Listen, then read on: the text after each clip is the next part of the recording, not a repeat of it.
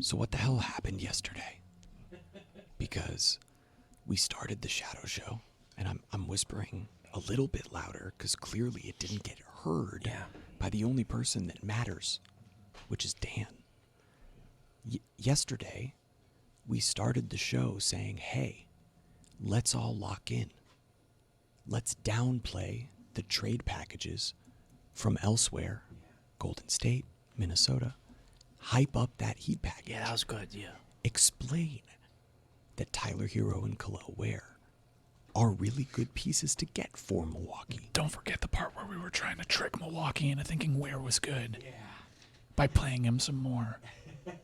We want to trick them. Yeah, tricking them is the key. That's honestly, it's the spine of the whole device. But where did we fail yesterday? Where we failed. By not doing the thing that we said we were going to do. We set up the entire show. What happened? We set up the entire show. Scranton. To be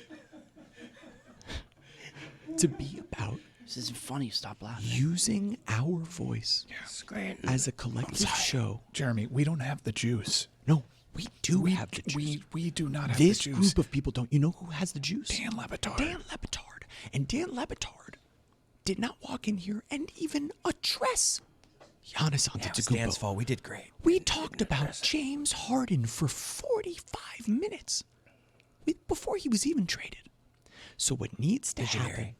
What needs to happen now is we need to use our voice in this office to get Dan to properly use his voice in the national media landscape. You know when Dan says stuff provocative, it gets aggregated. Voice in it. It goes everywhere.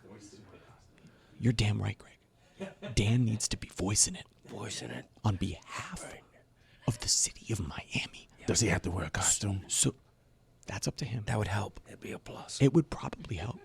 I don't know if we have time between the shadow show and the regular show to get him in a costume. But we need Dan to be voicing it the way that Mike Ryan voiced it when it came to the Miami Hurricanes and we got them into the playoff. Yeah. The way that the Boston media voiced it and made sure Damian Lillard wasn't traded here that ultimately led to them getting a title. Dan Le Batard needs to speak on behalf of the city of Miami and go get that whale. Football is back, Jack. Oh my, we've waited for so long. We're so damn excited that we put it in a song. Don't need no check downs. Give me big hits and quarterbacks. Keep your fantasy team from falling off the track. Football is back, Jack. Whether on the ground or through the air, when the chips are down and you throw a prayer, when your team is primed and on the hunt, it's 4th and 10, you refuse to punt. When the shoulder pads and helmets crack, that's how you know that football is back, Jack. Let me hear you say football is back, Jack. This high is wild and out of control, and we're gonna ride it every week till we reach the Super Bowl. Don't need no check downs. Give me big hits and quarterbacks. If you say this game's the best, I'll say it's a gag. Football is back, Jack. Football is back, Jack. Football is back.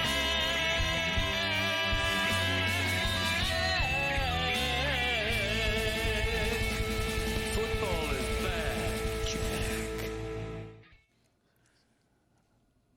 I'm not doing what you guys want me to do. I'm a journalist. I'm not bought and paid for. I'm starting with iguanas because as much as you guys complain that I say things are uniquely Miami that aren't uniquely Miami, I got to think this plague of iguanas getting frozen and then people thinking they're dead, but they're not dead. I don't think that happens anywhere in the United States outside of Miami. I told you guys once the story.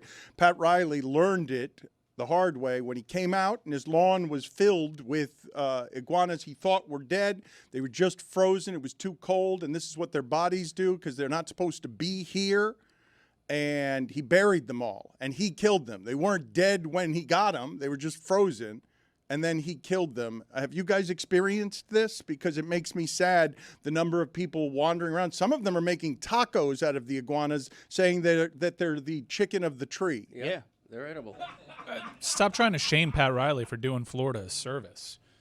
Whenever the temperature dips, the Florida Fish and Wildlife Association deputizes all the residents of Florida to kill this invasive species. Yeah, we're encouraged to kill iguanas. It doesn't seem right to me. I have an iguana living in my black olive tree in the front of my house. I see it occasionally. I love that thing. It's like, not counting the tail, it's like, 2 feet long. Why wouldn't you count the tail? Well, because the tail is just an appendage. No, the tail is part of how it is you would measure the size of an iguana. Why so would you not count the tail?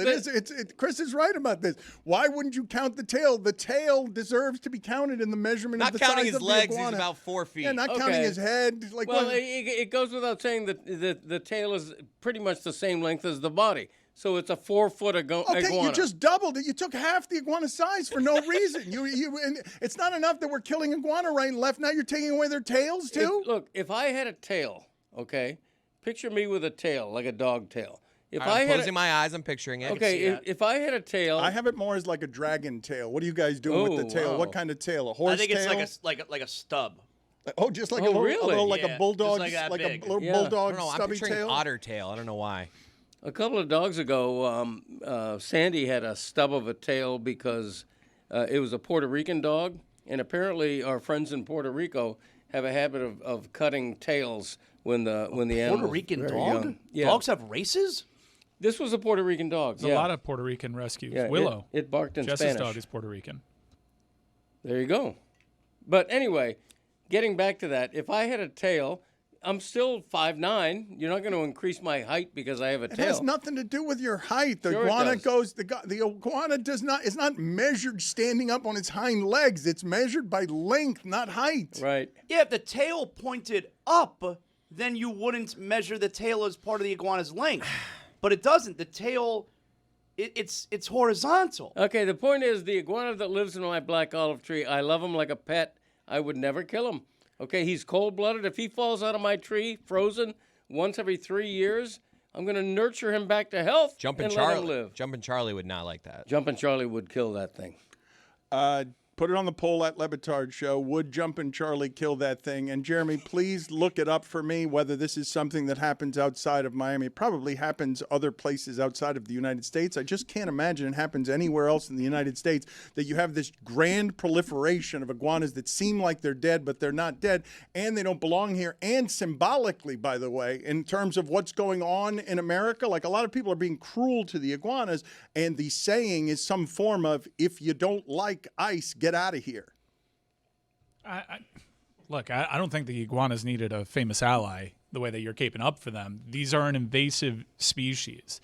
Do you know what that means? They're not supposed to be here. They have a negative effect on our environment. Just like ice and what they're doing on stolen land. You should not be shaming anybody that is carrying out what is recommended. 99.6% of the sightings in the United States are in South Florida, particularly in Miami-Dade, Broward, and Palm Beach counties. They're also present in the Florida Keys. The other 0.4% are made up of Texas and Hawaii. Mm-hmm. And you know why that is, because all the other places get much colder. And so they freeze with great regularity there and probably get preyed upon. Preyed upon by Pat Riley and all of these people in these videos who are deputized, like you're saying that we're all deputized to kill iguana, even though it's terrible. This is like a nap, though, right? They wake up from Yes, this. that's they just- correct. oh, They're just napping like, and then they're dead. That's right. They're napping and then they're dead. Doesn't Oh, seem oh, right. I'm napping. Oh, I'm dead. Yeah, I don't doesn't like seem right. iguanas. I don't like them either. They're creepy. They're everywhere. I don't like them. Yeah. They They're look like big. modern-day dinosaurs. I like love it. them. I love them too, Greg. I Yeah. have so many iguanas in my backyard, and they climb up the trees, and sometimes it's the smaller green iguanas. Then have you ever seen the giant orange ones? Yeah, they're they're incredible. They're scary. They're dinosaurs. It's the coolest thing. How is. lucky are I we know. that we live in a plane where these iguanas exist? We're lucky to agreed. live in nature. Yeah, I totally agree. I'm against killing them. I see Mike's point. Everything he says is true. We're encouraged to kill them. It doesn't mean it feels right. The Miami Heat are in this building with us. The Elser Hotel is a luxury hotel across from the arena. They take very good care of us, and they take very good care of the luxury, the assortment of people who need luxury living in the area. And so because the Miami Heat are doing their 20th anniversary, a great many of the players are in the building. And I ran into in the gym, I just ran into Michael Doliak. And it was a bit awkward because I don't actually know how Michael Doliak feels about us. I didn't know beforehand, and I still don't know because he was thanking me for making people care, but he also wouldn't come in when I just said, hey, the guys would be happy to see you if you came around. And he's like, yeah, I don't want to do that. I got to get back to Montana and take care of the cows, take care of the cattle. Was he wearing the cowboy hat in the weight room? Because he wore it all week so far. No, he was not. Did he say it like that? I don't want to do that. Yes, just like that. In Wow. fact, this is how the conversation went. He's thanking me for, what we do, making people care. Feels pretty generic. Did he know what show he was talking about? No, he does because one day he got a flurry of phone calls and he goes to his phone and he thought someone had died because he's like, what's going on? And it's like, no, the Le Batard Show is just playing Doliak songs. And I don't know whether he finds any of this stuff funny. And I'm like, hey, well, thank you for thanking me. And the guys would love to see you. They'd be really excited if I brought you down there to see everybody. That would be exciting. Yeah, and I said, if you wanted to do that, that would be wonderful. And he's like, I don't want to do that. And so he didn't do it, and he's not doing it, but it allows us the opportunity before we talk about some of the Giannis stuff, because Windhorse on Get Up is saying, I am seeing action from the Miami Heat and Timberwolves to improve their offer. The best offer I'm aware of belongs to the Warriors, but I'm not seeing a lot of momentum towards Milwaukee making a Giannis move. How is that the best offer, the Warriors? How is that the best offer? The only player of any substance that they're offering is a guy who Steve Kerr refused to play for 17 consecutive How games. do the Miami Heat still have better offers to make? Right. Why are we holding back here? Right. We're going to be stingy on the Giannis front? Right, our team's out there playing hard to get on Giannis. You can't have that. It makes no sense. We've whiffed on all the superstars, and here Increasing comes their like offer. one that maybe if Miami Heat fans had their pick of any superstar in the league, he'd be up there. This is what I'm talking about. What are we holding back for? They're not holding back. That's the point. No one knows anything. Teams are increasing their offers. What are you talking about increasing their offers? We all know what every team has to offer. How can we increase? Take whatever you want.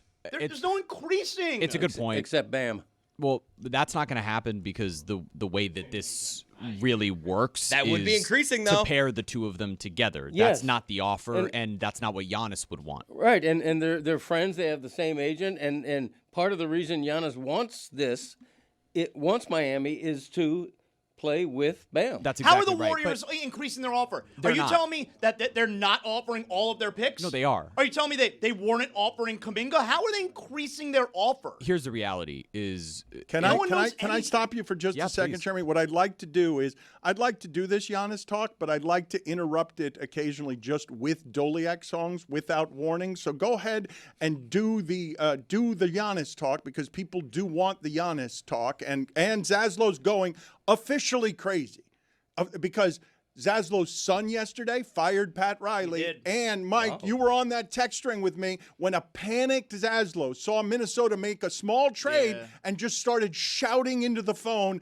we're losing him, Minnesota's going to get him, I know it. They either made the move before the move, which is terrifying, or they did the thing that Miami Heat fans celebrated for 15 years, which is make sure our owner pays less money, please. Well, I was also shouting it into ESPN because it happened while I was doing Afternoon Drive on ESPN Radio yesterday. And then I also text you guys, I think Minnesota just made the move before the move. And my son, my 17-year-old son, just fired Pat Riley. Because my son doesn't know that my son isn't old enough. He's 17, so he's not old enough to understand everything that Pat Riley did for this organization. All he knows is the last 10 years where the Heat try and do stuff and they don't get it done.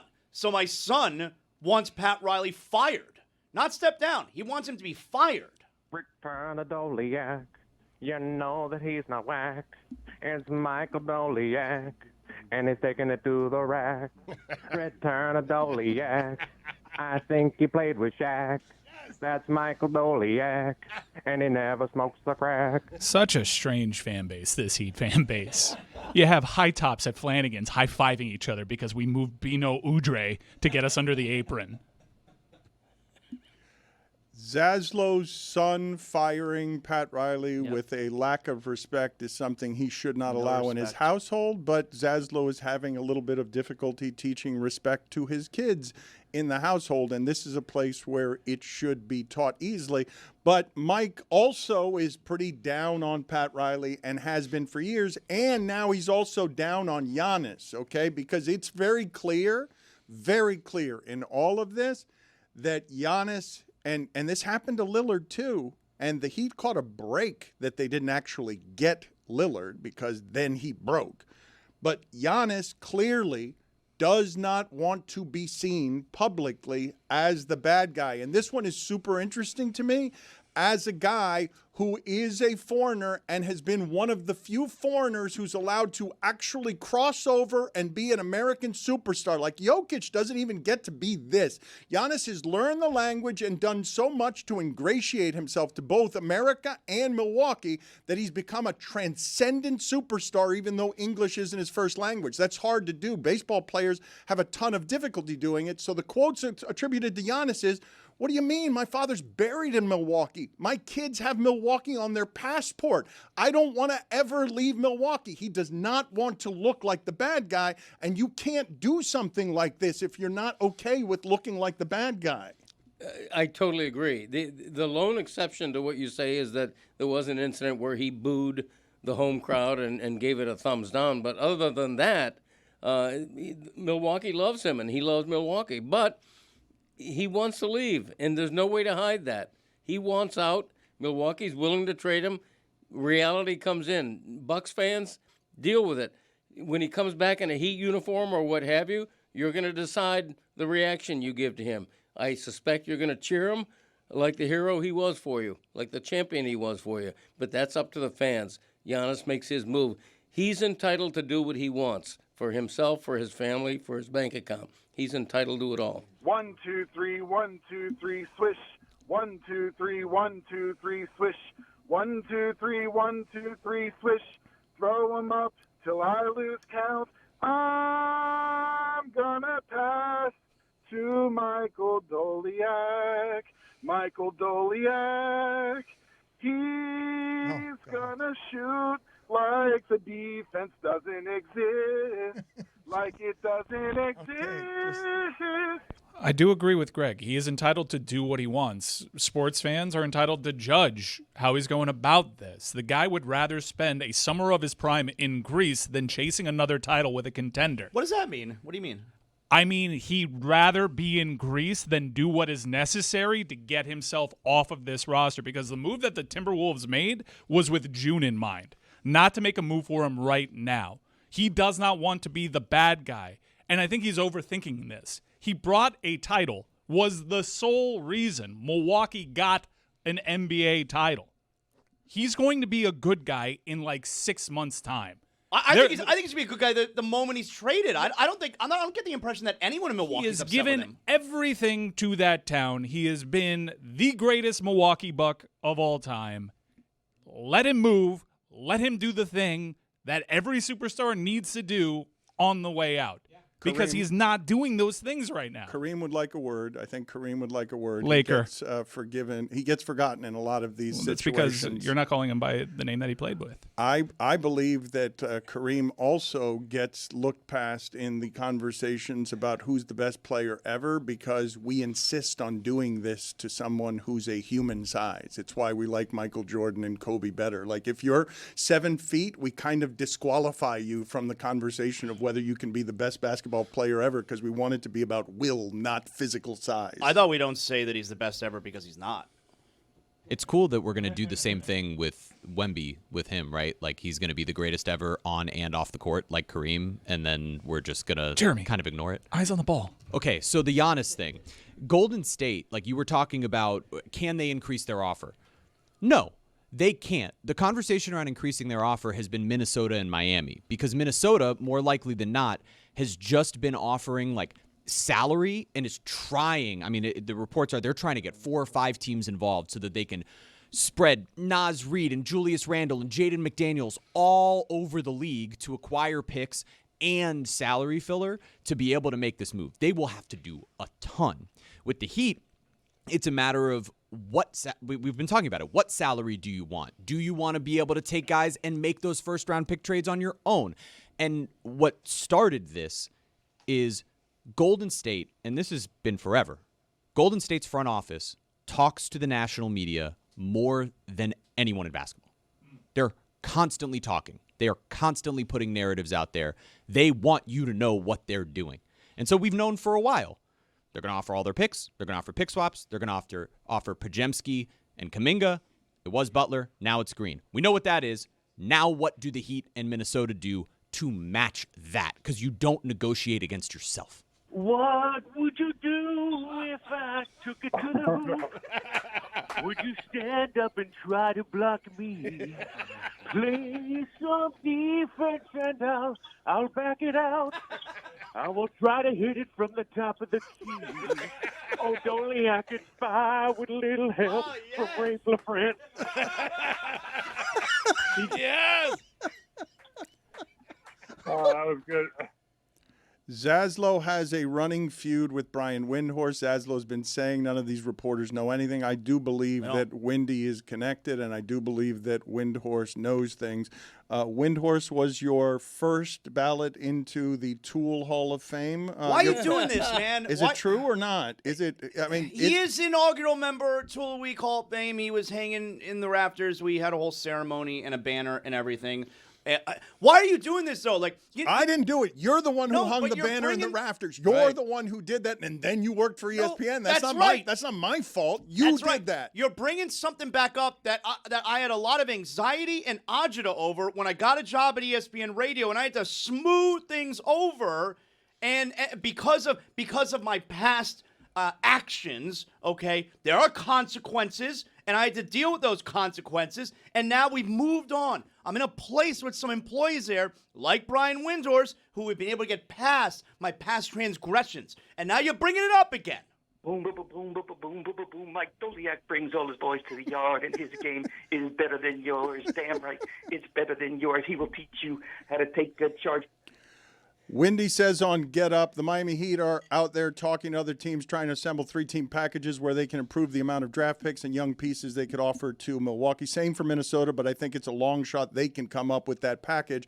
And I believe that while Mike Ryan wants what he wants and will aggressively call Giannis names or tell him that he's doing the wrong thing, I think Mike Ryan and the rest of us underestimate his connection to that city's fan base and how much that audience and that relationship means to him. So here is Giannis talking to the Milwaukee Journal-Sentinel. And I already told you, like, he's saying, my father's buried here. My kids have this on their passport. This is a man who is thankful for the American dream, okay? This is a man who has gotten something very few foreigners ever get. Jokic is not the star he should be based on his excellence. The reason? He doesn't speak English and give you the personality the way Giannis does. The things have worked out for Giannis better than they do with most foreigners. And so when he says of Milwaukee specifically, not even America, he says, quote, if you ask me what I really want deep down in my heart, I want to be a Milwaukee Buck until I retire and win a championship here. End of sentence. If that is not possible to happen, if then you realize maybe that's not the case and maybe they're looking elsewhere and that's not what they're trying to do, then automatically you have to be in the plans of what they're trying to do or weigh the other options. It's normal. I've created more memories in this city than in my country. Like that sentence right there is easy to dismiss when you want Giannis to come to your city. Like it's super easy to say, what a coward, doesn't want to look like the bad guy, doesn't want to torch the relationship with his city. But I think he's being honest there. I think he wants out and doesn't want it to look like he wants out. I agree. He does not want it to look like he wants out, but he wants out. And he's been in the league long enough as a superstar to know how these things go. And I'm getting a little frustrated with the Miami Heat targeting these really loyal superstars. They got to make a bigger mess. First Damian Lillard with Portland, and now Milwaukee. Come on. Get some dirtbag. Target James Harden once in a while. They already did with Rozier. He played with Leitner and backed up Shaq. Was great with rebounds and putbacks. At times a wagon down the floor. She don't play basketball no more. Mike Oliak, don't talk back. He's in his 30s. He's 31. He's got an incredible body that has aided his spectacular play. This is not a small thing, him punting on a postseason. It's not.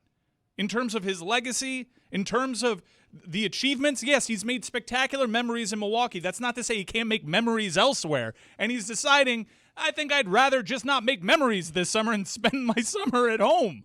And come on. You're being graded against the greats.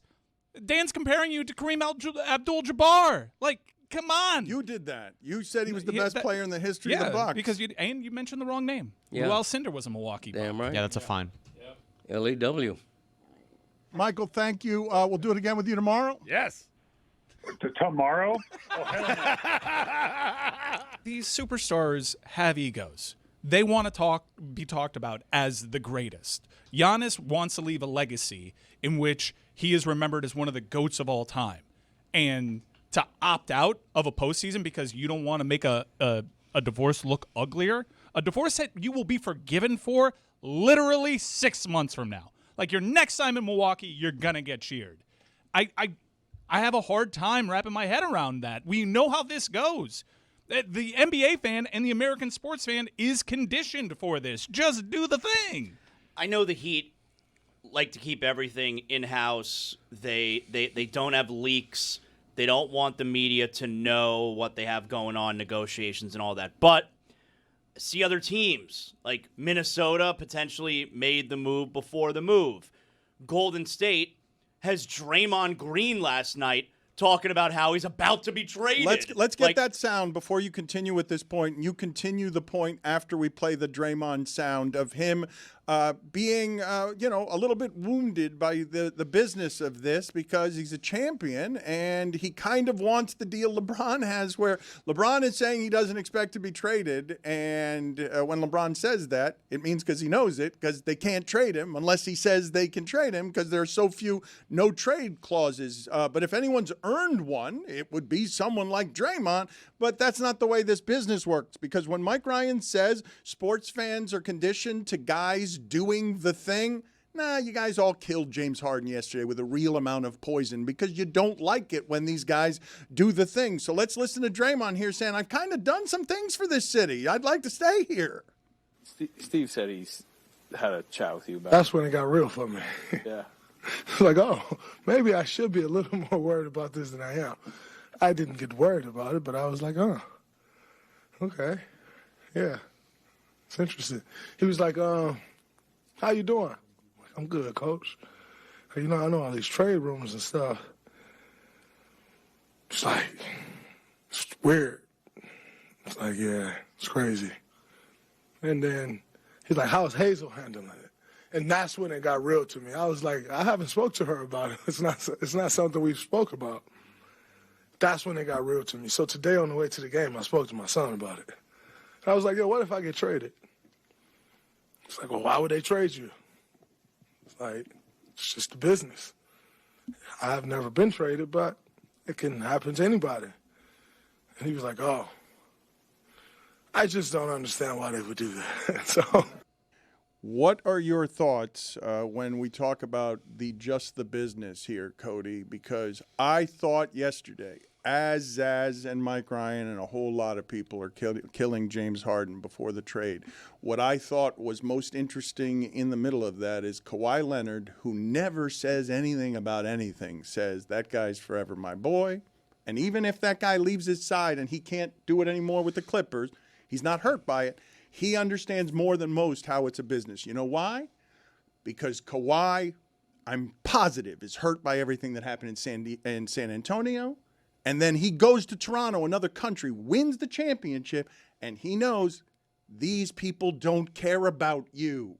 You have to get yours, not these. When I say these people, I mean the fans, I mean ownership, I mean they only care about you in direct proportion to how much you help them. It's not a real relationship that is loving and conditional. It's the most conditional relationship there can possibly be. And Kawhi is sitting here saying, as the knower of the business, because I'm positive he was hurt by everything that happened in San Antonio. My guess is he would love to still be in San Antonio. Everything would be fine if playing with Wemby, if there hadn't been a mess with the doctors. And so Kawhi loses his running mate. He doesn't want Darius Garland, loses the guy that he can actually play well with, and then he says, no problem, it's business. He understands it, we don't. Like, he gets it, he forgives James Harden. This is a business partner of his. He's like, that's always going to be my boy. He's got no problem with James Harden leaving, we do. I mean, if you don't get it by now with James Harden, like, when are you going to get it? He does this every time. He knows who he married. I don't understand caping up for James Harden at all. He chose this life. I don't get it. I'm just telling you, Kawhi did. You don't. Kawhi knows exactly what. But Kawhi's got more involved in that investment than you do, and he seems to be less hurt by it than you are. I'm not hurt at all by it. James Harden picked this, and the consequences of James Harden picking this type of career is that we get to highlight the lowlights. Well, and I would say he doesn't care as much as we do about it because he has been resigned to the fact for a while now that the business part of it, the money part of it, is a lot more important to him than the actual winning part of it. It's not like James Harden decided to leave at the end of the season. He literally quit on them. They've won 15 out of 18 games. Said, I'm out. Okay. And like Kawhi's okay with it. Evidently. It does come from jealousy. If anybody had that kind of talent, I think we'd care more. Well, so here's the thing, though. Here's the thing about caring that I find funny. Jeremy, can you look this up for me? Because I know James Harden was an MVP, but I don't know how many times he finished like runner-up or top 5. Can you give me just how close James Harden has come various times to winning the MVP of the league? The reputation James Harden has is he doesn't care enough. It's not humanly possible for any athlete who has ever played to be that good and not care enough about basketball. There's nobody who rolls out of the crib, doesn't care, and is just supernaturally gifted at basketball. Kevin Durant, you can say he doesn't care. He cares. He cares more than you. James Harden, you can say he doesn't care.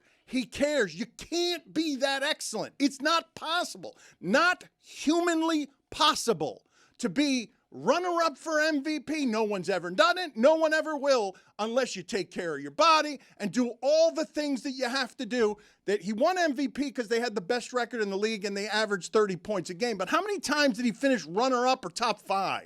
So he finished for 8 straight seasons in the top 10. That was every single year that he was in Houston. So he won 6th Man of the Year in his 3rd season. That was his final year in OKC. Then he finished 8th, 5th, 2nd, 9th, 2nd, won the MVP, 2nd, 3rd, and in the year he was traded from Houston to Brooklyn, he finished 13th. So he finished top 13 in 9 straight seasons. Oh, and by the way, top 10 last year. That's the damage to the legacy of what it is that he's done. People think he doesn't care when it's not possible that he doesn't care. No, I think it's entirely possible that he doesn't care enough.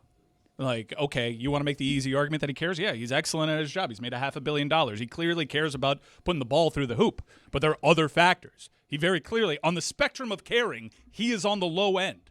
And it's pretty evident to everybody. This was a year ago, and this went viral a year ago. It was a Mavs studio host talking about James Harden now going to the Clippers, and he calls the future in this one clip. It nails his career note for note.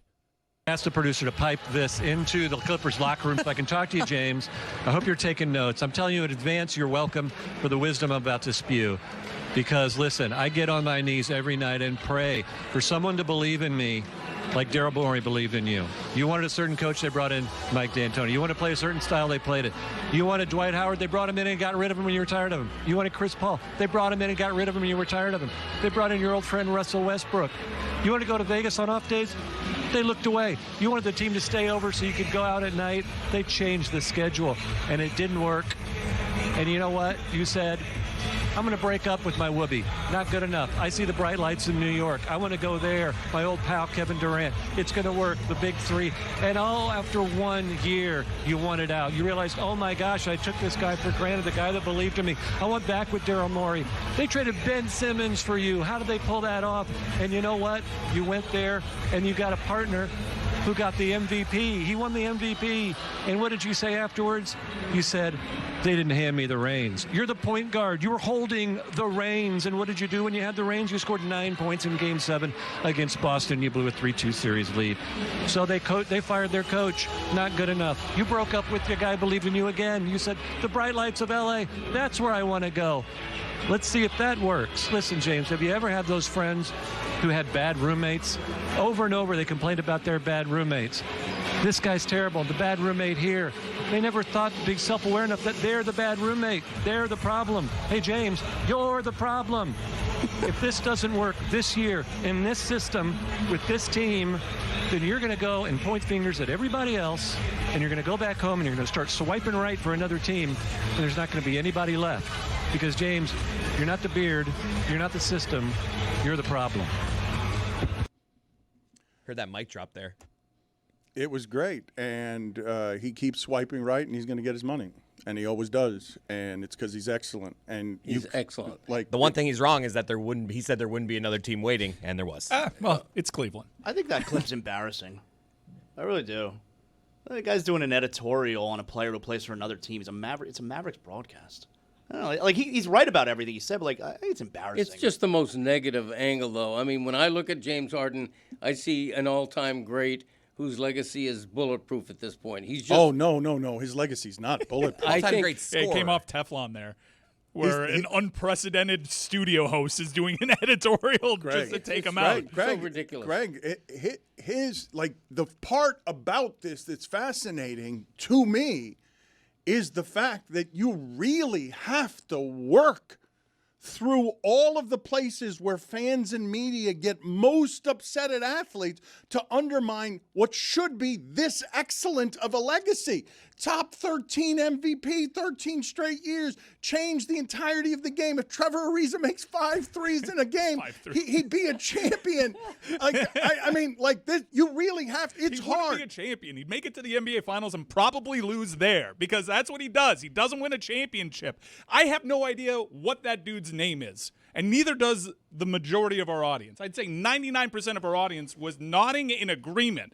This dude is cooking. I don't care enough to look up his name, but he is dead on about James Harden. It is not a Teflon reputation whatsoever. He is a cautionary tale of, yeah, you can chase the money. Yeah, you can be like it's everybody else's fault. You can demand the trades. You can make it an ugly scene. But at the end of the day, that is going to be your legacy. He didn't win a single title to erase that from his legacy. And I guess if he's even just a rotational player and wins a title, people won't even remember that because they'll remember the 15 years in which he did this every 2.5 seasons. Well, this is the curse of every great athlete who didn't win a championship.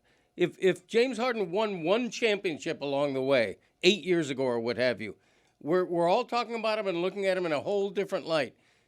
I don't obsess over the lack of a championship with any great athlete. I look at them for what they are. He's a guy who chases money, who's never satisfied with a team. That's him. Respectfully. He's still a great player, an all-time great, in my opinion. Greg, respectfully, though, like, there are plenty of great players that don't have a ring.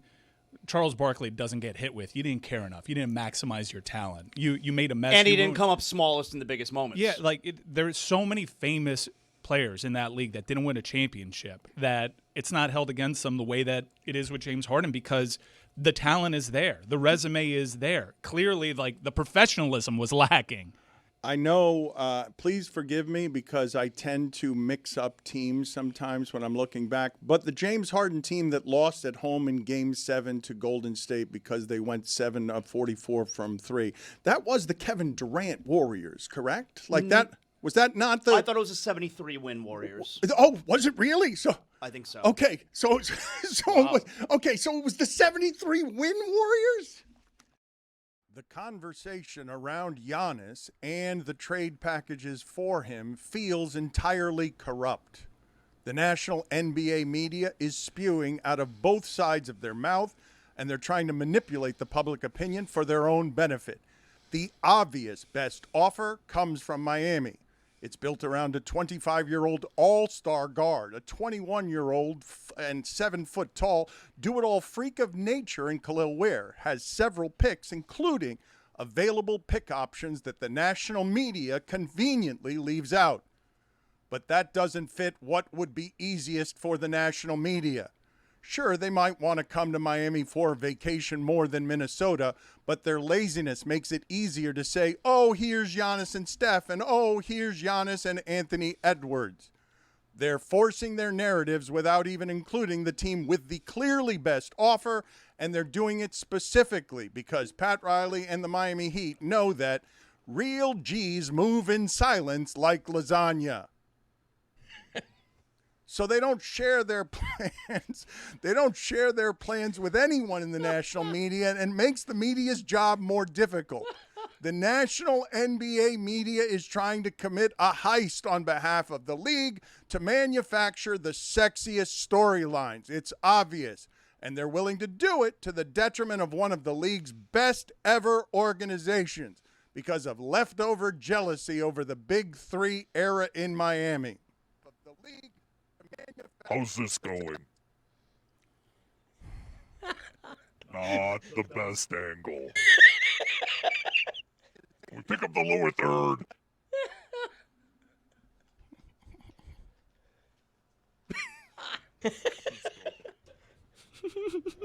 How do we not have better angles around here? Why is it that you would not be moving Taller that cameras? up for me? Yeah. That's Why? right. Why? It's a camera. So now this is going to get aggregated, and this is going to get aggregated That's in my better, voice. actually. Yeah, but why didn't we do that before? Very flattering, the other one. I didn't even see the angle. If I saw the angle, you think I would have gone with this stupid idea? Take two. I saw the angle early on. Let's do it again. I'm going to do the whole Zoomed thing in. again. That's it. There were some really good points you made, Get Dan. a flat. Super close up. This is too wordy, Jeremy. It's clear you wrote it. It's wildly inefficient. I don't know what you're talking about. These are all your takes, and everyone should take them very seriously because your voice matters, Dan. Let me do it again. That's the one that's the one that people are going to pick up on. The one that has the lower half of my body looking like Charlie Weiss. Like the bottom half of my body is sewn on backwards. You know what? I'm not doing this again. Good decision there. Okay, social media team, clip that and make sure it gets aggregated. Use the quote at the end that it's about the jealousy of the Big Three era, signed Dan Le Batard. And crop it.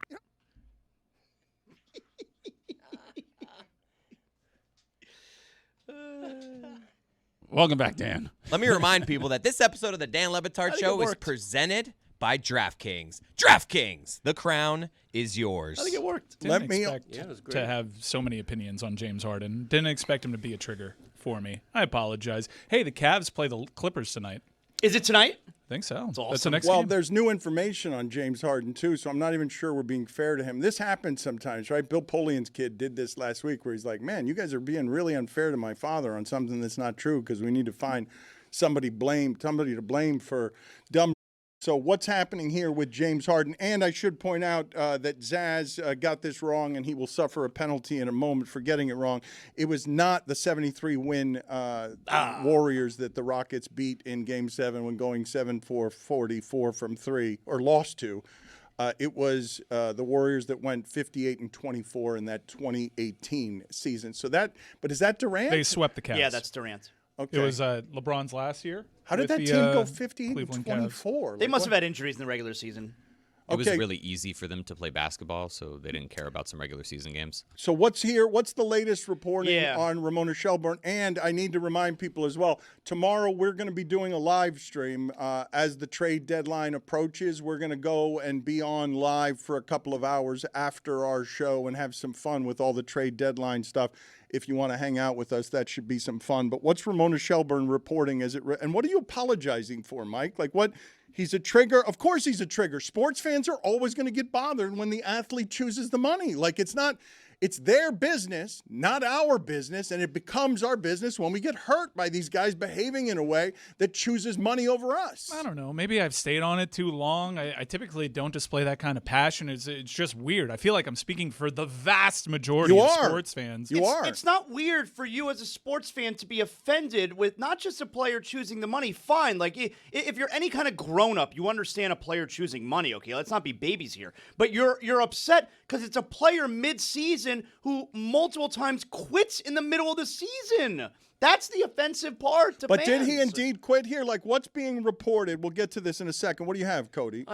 Look, I think fans understand the business side more than we give them credit for. You know, in our own lives, if we work for a company and we have a chance to go to another company to make more money, most of us are going to do it. Nobody left the city uglier in recent NBA history than Jimmy Butler left Miami. When he comes back to Miami, I thought he might be vilified and booed. It was by far mostly cheering. I think fans remember what good the athlete did, what good he brought to the city. Jeremy says it was 50-50. You said by far cheers. Okay, you think it was 50-50? Yes. Okay. Cody, I think Heat fans now hate Jimmy Butler. Like, a certain segment of them. What about the ones that cheered him, though? Some hate the front office. They don't hate him. I wasn't too mad about Jimmy Butler. I know I've said some things in character, but as we were going through the entire thing, I'd be like, I'll cheer Jimmy Butler. He gave him some good years, and at the end of it, he just became Jimmy Butler. I thought how that all went down, the franchise shouldered most of the blame because it was super predictable how it was going to go, and they thought they could control the situation. Right. So Ramona Shelburne last night, she tweets out, I'll read you these here, all right? Just spoke to a reflective James Harden who denied asking for a trade and thankful the Clippers for the opportunity to play the last 2.5 years in his hometown. Quote, in life, not even just basketball, when things don't work out, there are ways to end things in relationships without having to crack each other.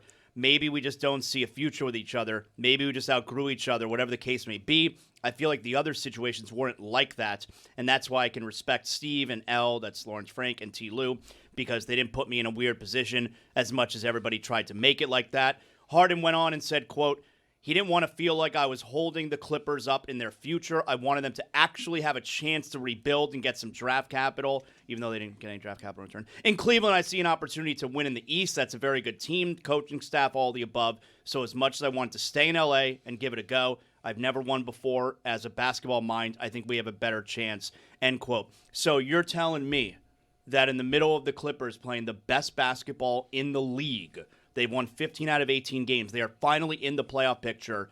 The Clippers woke up one morning and said, let's trade James Harden and blow it up? No, I think the Clippers are under a unusual amount of duress that no one understands because of Pablo Torre's reporting, and they have to be in hiding, and that whole thing has come undone because Kawhi Leonard made the business decision he did after everything that happened in San Antonio and Toronto, where he's like, we really shouldn't have a salary cap, should we? I'll take money wherever it is that I can get it because all these people are in it for themselves, and me and Ballmer don't have to listen to anybody's rules. And I think people don't understand what's coming with that stuff. Like, people think that you can hide and that there's going to be no consequences to Ballmer. No way are those owners going to turn away when one of the other owners came in and said, when the richest of the owners, you think these basketball players have egos? You think these basketball players have egos?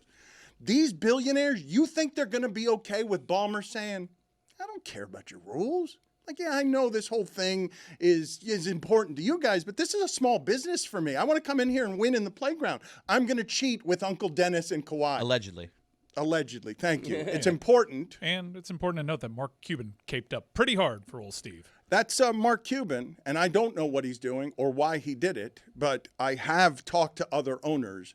They're not okay with Steve Ballmer already having a bigger bank account than all of them, and then coming over and saying, I don't actually have to respect any of your rules.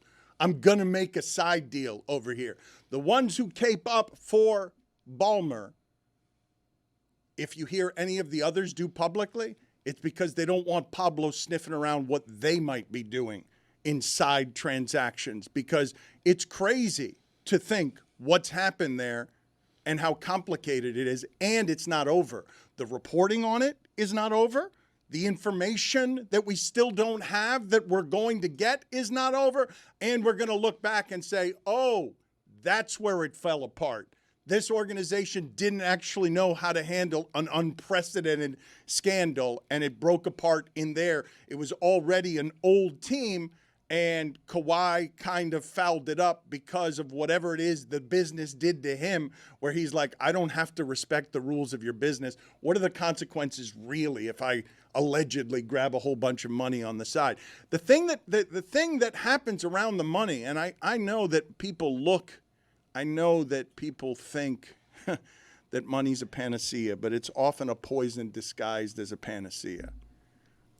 These guys, all of them, are most interested in the money. They just happen to make it through the playground. And it doesn't matter how much of the money you give them. It's a contaminant.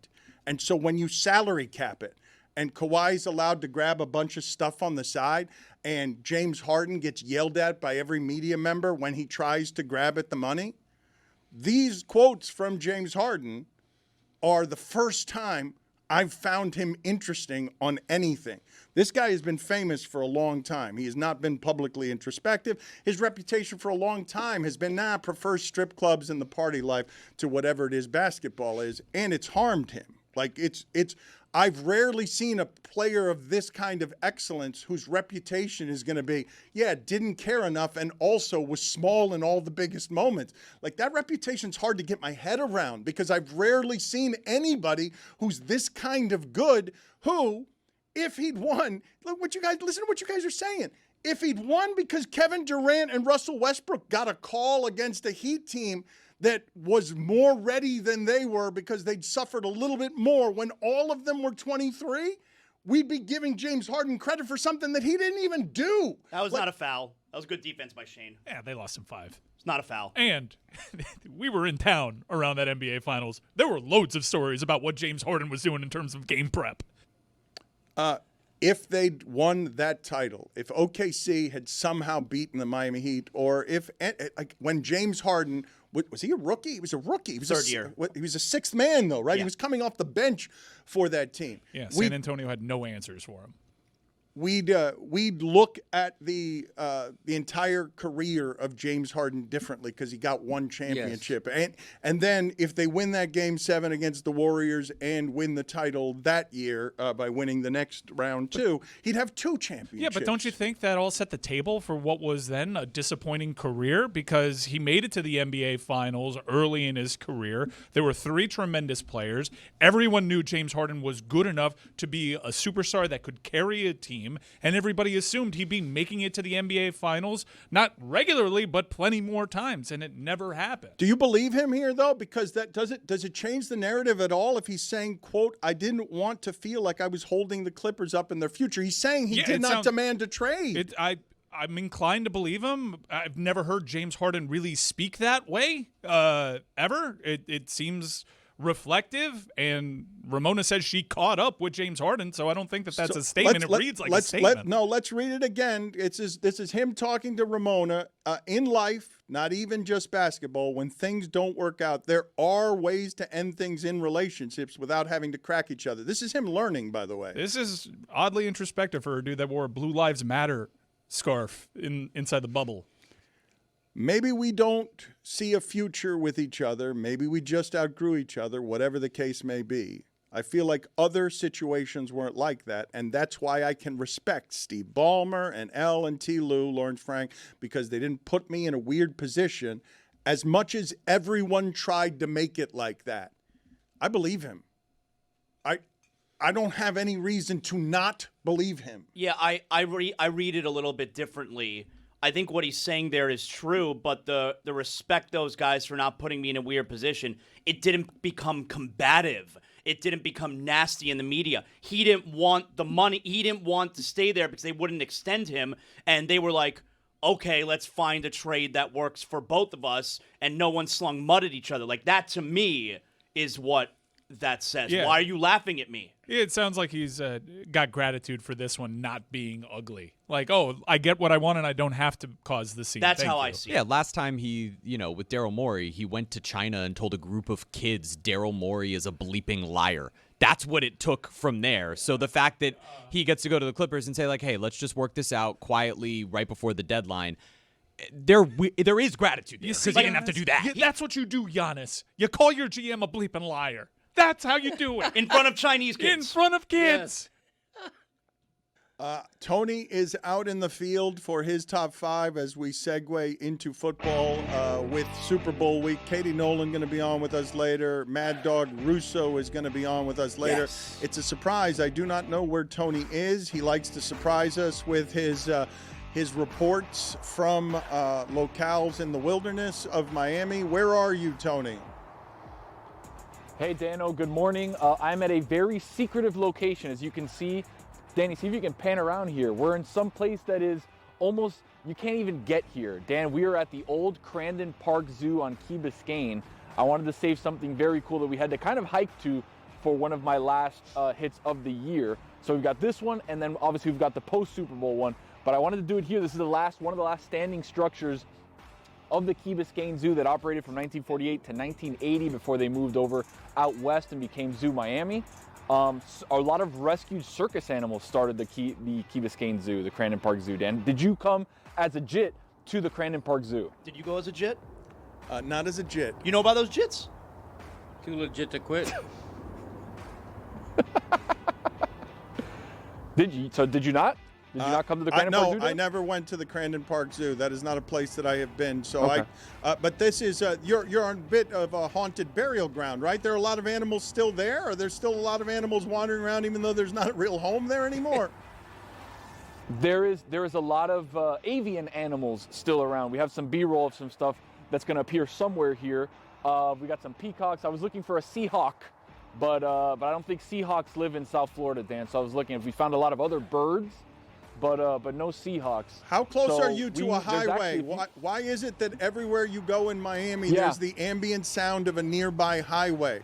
Of cars. Yeah. Okay. So obviously you've been to Key Biscayne, Dan. I'd figure to say yes, right? Yes. Okay. So you know how there's basically 2 lanes, one that goes south and one that goes north. We are maybe 35 feet from the northbound lane here in Key Biscayne. So that's why you hear the cars passing by. There's a big fence and a bunch of matojo over here to kind of shield people from getting over. But on the other side, there's actually a bridge that would connect to the other pieces of Crandon Park Zoo, which is right here. We actually can't go through to that bridge, even though I wanted to. They told me it may fall if I walk on it, so I'm probably not going to do that. Okay. All right. Let's do a. Yeah, it's a little scary. Let's do a top 5. What was that So sound? what we're going to do, I'm going to take you in here, though. I don't know what that was, but I'm going to take you in here. So this is one of the last structures that they have at Crandon Park Zoo. As you can tell, full of graffiti, but very cool. Oh, is that a Seahawk? Oh, that is So cool. yeah, so Look we're at gonna that. do. We're That gonna is do, cool. Yeah. Here we go. So something that you don't usually see, a freestanding building full of graffiti on Key Biscayne, because obviously, if you know anything about Key Biscayne, it is a very wealthy place. Yes. So this is It doesn't look like it piece. from. Yes. So for those of you who do not know, Key Biscayne is wonderful, beautiful, and lovely. Tony has decided to go to a place that is none of those things. I mean, beauty's in the eye of the beholder, Dan. Let's do your top 5 here. Do you have any OLI? One of the last of the season, we should say. It's not one of the last of the year because it's February, and so the year's got a lot of days left. But it is your last hit of the football season. So what a strange animal noise you're putting in there. Go ahead, Tony, and start. Do you have any OLI? No OLI, but this is the second to last of the season. Obviously, we'll have one right after the Super Bowl. This one, Dan, is Super Bowl predictions, things that are going to happen in the Super Bowl from my predictive standpoint. So that's what we're doing right now. No OLI, just 5 right off the rip. All right, here we go. Number 5, there's going to be a defensive or special teams touchdown in the Super Bowl. Defensive or special teams touchdown. And again, really? Yeah, you can use these as gambling advice if you'd like. This is what I feel about what's going on. I like the Patriots special teams. I obviously very much like the Seattle Seahawks defense. I feel like there's going to be a score somewhere in there. Whoa. All right, number 4. Jackson Smith and Jigba goes for 150 yards and a score. You can lock that one in. Seems just on par with what he's done the entire season. Chris, I'm pretty sure your animal sounds have someone talking underneath them.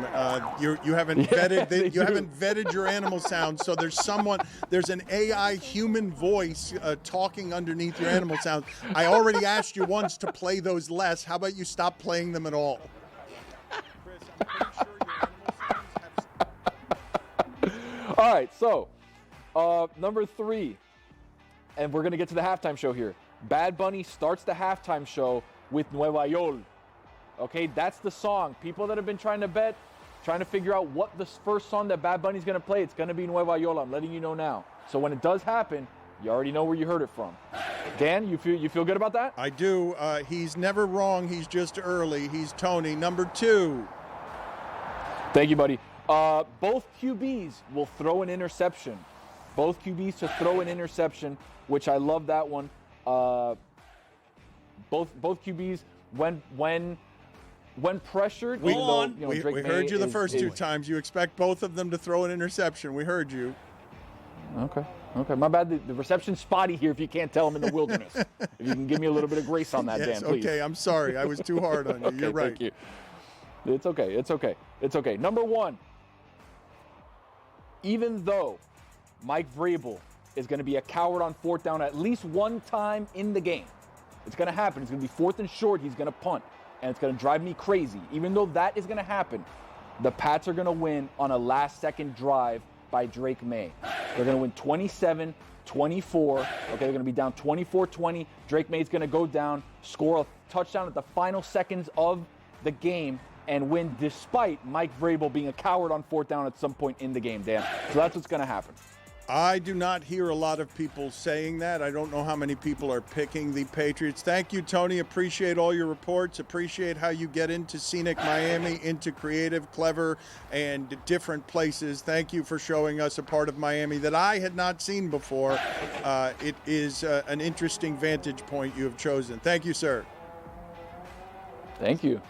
So, Greg, what he says there, okay, the Patriots have stuck as a 4.5-point underdog, and Drake May is great at the deep ball, better than anyone in the league. He has been great against the blitz, better than just about anyone in the league. He has been better running the football than any quarterback other than Josh Allen. However, everyone has forgotten that, at least in part because the last 2 games he has played defenses that I think are better equipped to slow him than this one, which is said to be the number 1 defense in the league. I thought that Denver and Houston had the specific things that could slow Stephon Diggs and others that Seattle doesn't have. I don't regard, you guys help me with, because I know what the numbers say. The numbers say Seattle is the best defense in the league. I think Denver and Houston were the single worst matchups that Drake May could have seen, that there were not worse ones anywhere in the league. I think he should fear Seattle less than those 2, but Seattle is the best defense in the league. And, Greg, it's the first time that he's faced one of these elite defenses with the benefit, at least recently, of good weather. That's another layer to the numbers that he's put up. Not just 2 of the top 3 defenses in the league, but in terrible weather games. Right. I'm surprised the line hasn't crept down a little bit. I love the Pats getting 4.5. I think the Patriots are going to win outright. I predicted it in my own podcast, and I'm going to predict it in the Herald tomorrow and explain why. But what I think is, look, the reason New England beat Houston in the playoffs is that New England's defense outplayed Houston's defense. I don't think that's accurate. I think that C.J. Stroud was terrible in that game, and Drake May just didn't make the giant mistakes that C.J. Stroud was making. I didn't think that was because of New England. I think that was because C.J. Stroud in the playoffs had 2 giant turnover games. I think part of that, though, was the Patriots' defense, which I think is really, really underrated. I think New England's defense is on a par with Seattle's, and I think Drake May is better than Sam Darnold. I think Darnold's going to revert to his tendency and have a couple of turnovers. I just think New England is really being underrated going into this game, and maybe that Seattle's being a little bit overrated. So here's where we are on the Patriots, right? They've gotten lucky in some spots. They've had an easy schedule. They have withstood somehow the fact that the right side of their offensive line is injured and can't block. Like they've somehow withstood that. The point that you guys are making about the weather is a good one. We have not been reminded of how good this quarterback actually is during these playoffs because of the defenses he's playing against. But the reason I underregard the metrics that say that Seattle's defense is indeed great is because I saw the last 2 Rams games against them. Like, they didn't look like a great defense. They didn't, never mind the number 1 defense in the league, they didn't look like a good defense because of how Matt Stafford and Puka Nacua made them look. So while you have the stat that the last month of the season, the Seattle defense did not allow a single play of over 20 yards. But both times around that they faced a quarterback like this one, they allowed the Rams to run all over the field. The Seahawks did not win those games because of their defense. They won the first one because of special teams and because their coach went for a 2-point conversion. And they won the second one because Sam Darnold torched a Rams defense that over the last 9 games of the seasons had allowed scoring drives on 40% of their drives. Well, so a couple things. You know, that great Seattle defense going up against the Rams and Matthew Stafford, who's probably going to win the MVP. I don't think there's any shame in the MVP of the league having a good game. And the number 1 offense in the league. Yeah, I don't think there's any shame in that having a good game against a great defense. They're division opponents. They're well familiar, and that's Sean McVay we're talking about. And the second part that I would add also, I think it's in his 3 years as head coach of the Seahawks, McDonald, lowercase d, Greg, all right? Quarterbacks who are 24 years old or younger are like terrible against that defense. But most of the quarterbacks who are 24 and younger are terrible. Very few of them are as good as this one.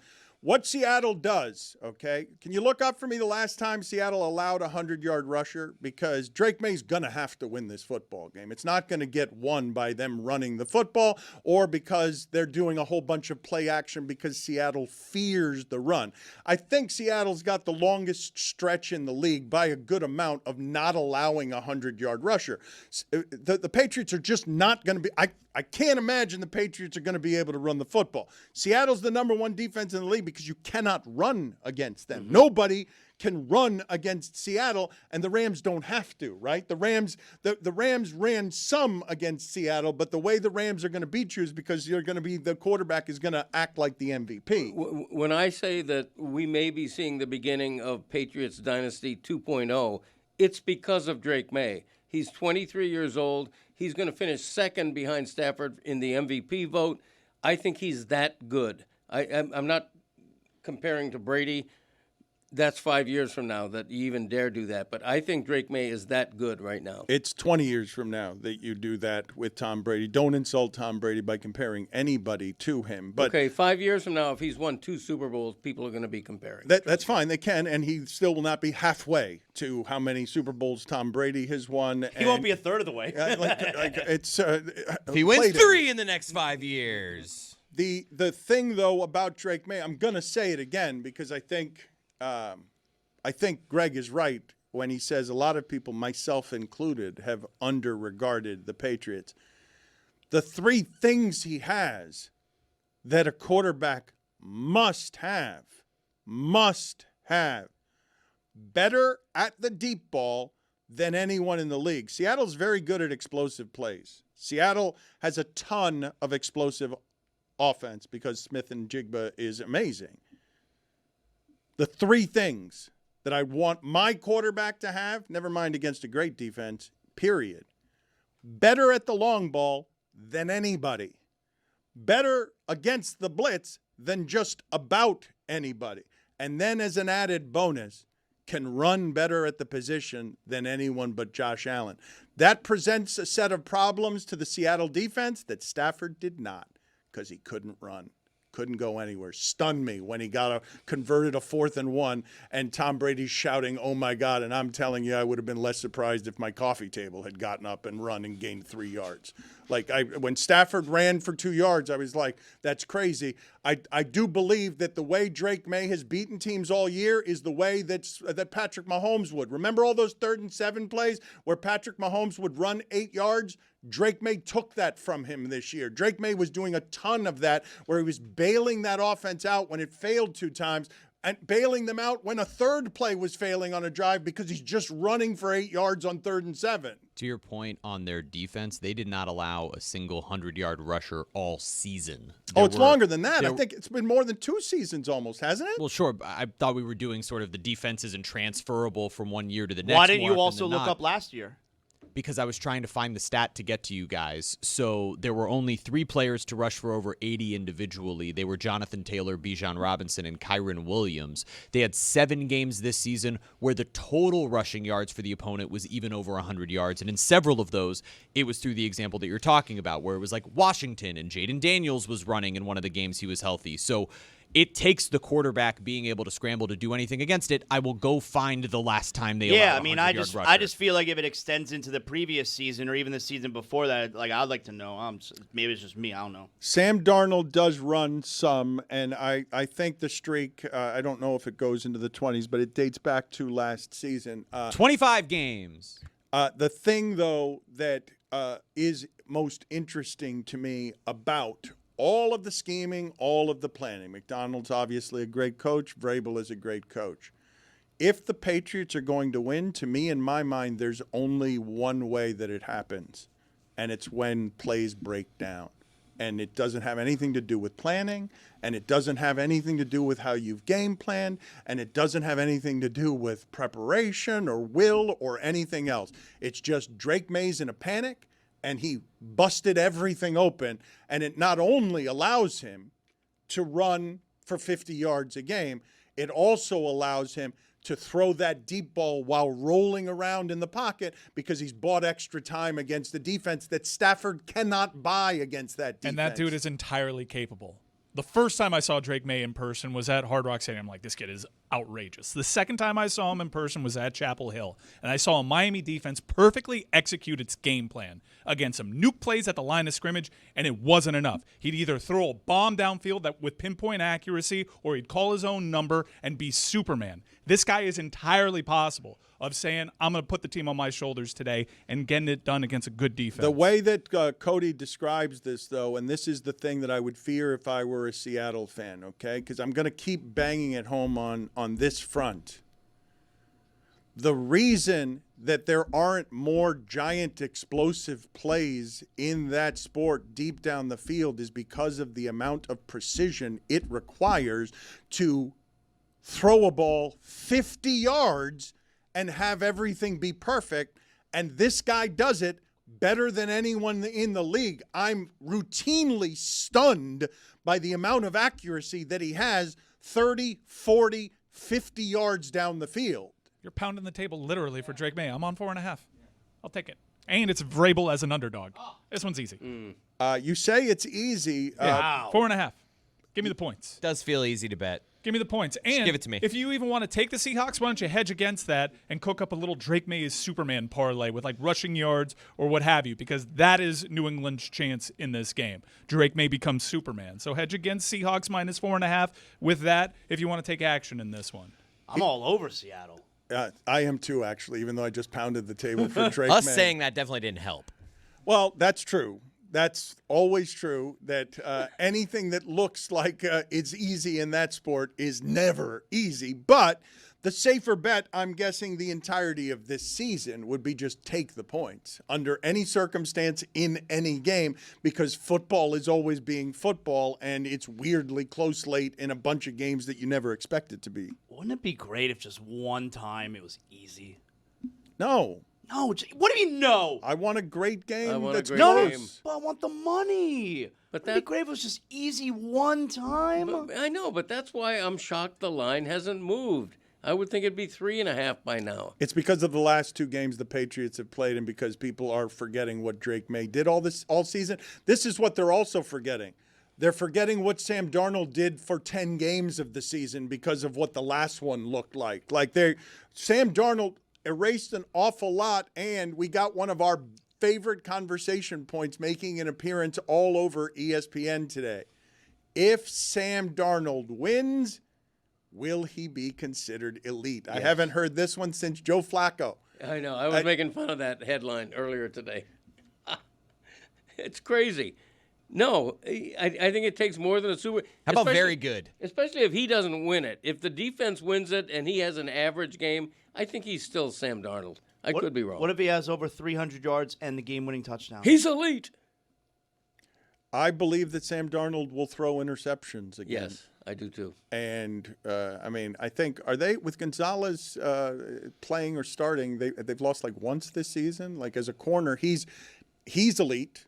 He's elite as a corner. I think he's Surtain, but he's in the conversation of best players there are in that league on defense. It looks like the books have finally adjusted to JSN though. That the over/under on Jackson SN. Yeah, the over/under on his total is insane because you cannot guard this guy effectively. It's like Puka. You can't bet that. I'm not betting over 7.5 catches. I don't care who you are. They know who to call when they need a big play, and it doesn't matter if he's not even open when you throw it; he'll get open. He's ridiculous. I wanted to ask you guys about some of the stuff going on in Memphis because quietly, Memphis, just traded a two-time All-Star who's a rim protector and is 26 years old, and the whole Memphis thing has collapsed, and it has made me wonder, and I don't know what the details are with Jaren Jackson on what has been happening in private.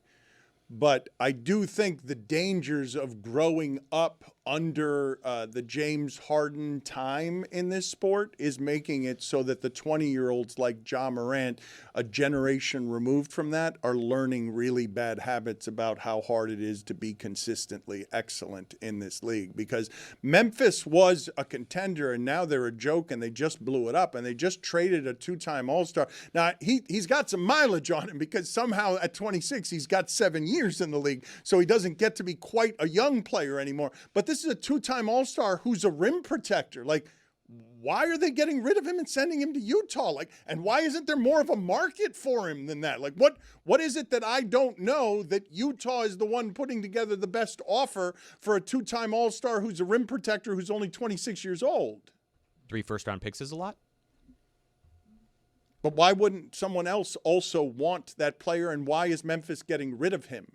I think they're getting rid of him because they've decided to press full reset. Now in the next 7 years, they have 13 first-round picks, and they might attach one of those to move Ja Durant. Stay tuned. Ja Durant, damn it. Hi and hello, my fellow football Americans. It's your old pal Dave Damashek at Super Bowl 60 Media Night. Some people here are going to answer questions. Other people are going to ask questions. Which one am I?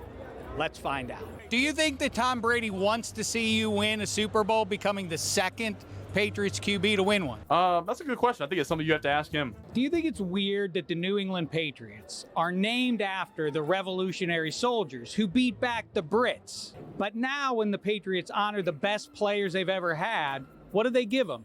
A red coat. That's weird, isn't it? Does that make Seattle now America's team? Yeah, I don't know the whole history behind, the Patriots, the red coats. But that's weird, right? That we beat the Brits, and they're wearing red coats. I think they're announcing something about themselves. So you saying they represent the Brits? Yeah, well, I mean, that's what it says like they're telling us. Oh. And you saying since we, wear Navy, we's the America's team. And the last team you were on proved fraudulent. They're not America's team. Is it the Seahawks now? Well, that's something for America to answer. Let's start a poll. We're getting the ball down the field. The clock's ticking down. I'm going to run out onto the field in a second here to try and win the Super Bowl. You haven't given time to thinking that one through? If the moment happens, it happens. But, I'm just trying to keep it all the same. If it does happen, now that we've had this conversation, will you think of me? First off, let's talk about the mustache. What went into it? Yeah. I've never grown a mustache in my life. I really can't, as you can tell. No, I can tell. I was going to say as much. Got into the season, we lost. I shaved it. We won. I'm like, you know what? I'm just going to keep this a winning-losing thing. And Sam Darnold and the boys just decided to win a lot of football games in a row, and so that's why I still have it. You would like to play in the Super Bowl, right? yeah, maybe let me hand it off a couple times. Drew Lock says that he would like to take a few snaps in the Super Bowl. Can you make that happen despite the fact that the guy can't even grow a decent mustache? Oh, man, that's your opinion. I think his mustache looks great. Coach, given the hirsute quality of your starting quarterback, and never mind your backup. The what quality of him? The hirsute, the beard, that red beard that he wears, hairy. All right. If you throw a touchdown in the Super Bowl, will you do this? Like twist your mustache, like ha ha ha ha. Probably not. I don't know if I can really reach through the helmet too easy. Stefan, have you seen a picture of yourself getting off the plane the other day? Yeah. Man, you look crazy. You think so? Yeah, I mean, I don't think I could pull that look off. Yeah, it was like some archive Chanel, some old Jacques Mousse boots, like some stuff that you're probably not even interested in. No, I'm interested. I just couldn't pull it off. It's all guys. Let you hold the next outfit. Is this a must-win game? A must-win? Yeah, I think every time we go out, it's a must-win game. Is this a must-win game? Is every game a must-win game? Yeah, every game is a must-win game. It's a must-win game? I think you just ask that yourself and see what you want me to say to that. Dave, is this a must-win game? I think it is. It's the Super Bowl. There we go. What does Drake think? There we go. Exact same thing you just said. We did it! Ask questions. You just saw me do that. I hope you enjoyed it. I certainly did. Damashek out. Hey, that's my bit. He's wonderful. Football America. Yammering knob, but wonderful. So good. It was great. The look Stephon Diggs gave him. Like if we went back, see at some point if you can freeze. You looked insane. Stephon Diggs looked away, wouldn't make eye contact, didn't want to talk to Damashek anymore, was being polite.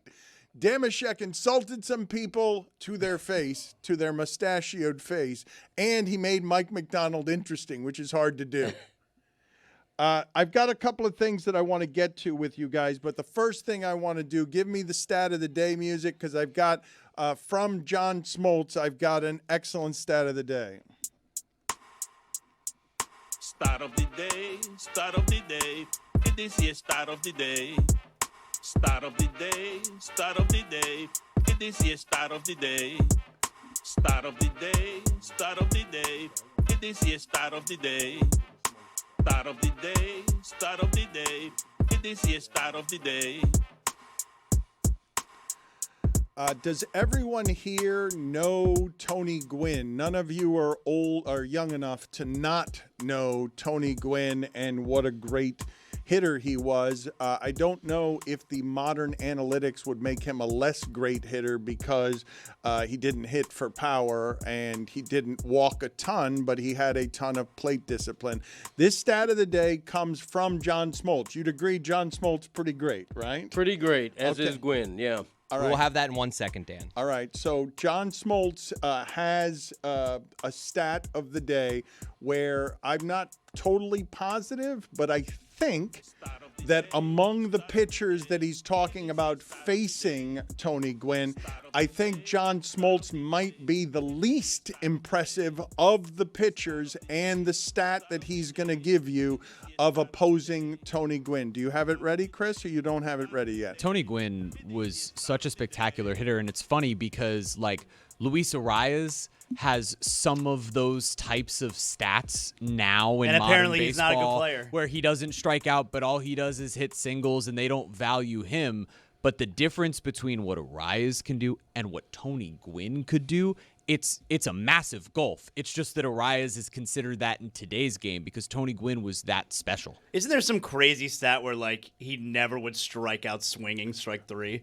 Yeah, well, that's the stat I'm waiting for Chris to get. For some reason, he doesn't have it, even though I asked him for it a while ago. I'll let you know when we have it. I'm looking it up right now. Tony Gwynn's .338 career batting average. It's only tied for 22nd all time, but all of the 22 players equal or ahead of him are like old timers. Mike, like are you smirking century. because of how much Chris is cursing right now and feeling it, and you're happy? I don't like how much you enjoy being out of that executive director chair. I don't like the smile that climbs across your face as you see Chris is sinking into sewage. You saw what Damashek just did with the bit where he stood up and then sank. Yeah, that's my bit. I feel like Chris Cody. You know what I'm going to do to make this even harder for you, Chris? I'm going to do something else. Minor penalty, 2 minutes for leaking confidence. Just between me and you, Chris, I wasn't smiling at your dismay, though I usually do revel in that. I was still laughing at the DeMarcus Lawrence, Dave Dameshek interaction and the look on his face that I've had several times every time that Dave starts cooking on something.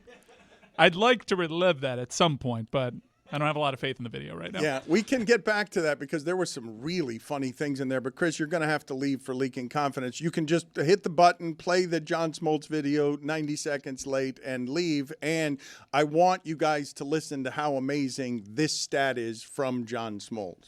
How'd you do against Tony Gwynn in your career? Not good. I still think the greatest stat in the history of sports, Maddox, Glavine, Pedro Martinez, and me. I want to say faced him over 330 times. We struck out over 12,000 batters combined. We struck him out 3 times. Pedro and Greg Maddox, 0. Glavine got him twice. I don't even remember getting him once. He struck out less than 1 year than guys strike out in a week. That's amazing. The last part. So awesome. The stat he gave, I don't know. Glavine probably wasn't the pitcher Smoltz was, but maybe I have that wrong. He just gave you Maddox, Smoltz, Glavine, and Pedro Martinez, who struck out combined more than 12,000 batters, faced him 330 times. 2 of those pitchers never got him to strike out. Glavine got him twice just because he's left-handed and Gwynn is left-handed, and Smoltz can't remember the time that he got him. Yes, that's the correct response to that stat. You said it well. That is perfectly said. Don't say anything else. Good player. Zaz is going to bet the castle here in a second. We've also got an ugly dog winning the Westminster Dog Show, and I want to get to something happening at the Washington Post. But before I do that, I have been told that Chris Cody is accusing Greg Cody at his Super Bowl party of trying to do too much with something that he is cooking. What are you doing for your Super Bowl party? What plans does Greg Cody have around the Super Bowl? Good job on that burp. Good stuff, pal. Keep it moving. I didn't even know he knew about this. We haven't even discussed it. How is this possible? I am in honor of the Super Bowl being in the greater San Francisco area, even though it's 45 miles from the stadium. Ridiculous in and of itself. I am making cioppino, the San Francisco favorite, the seafood stew.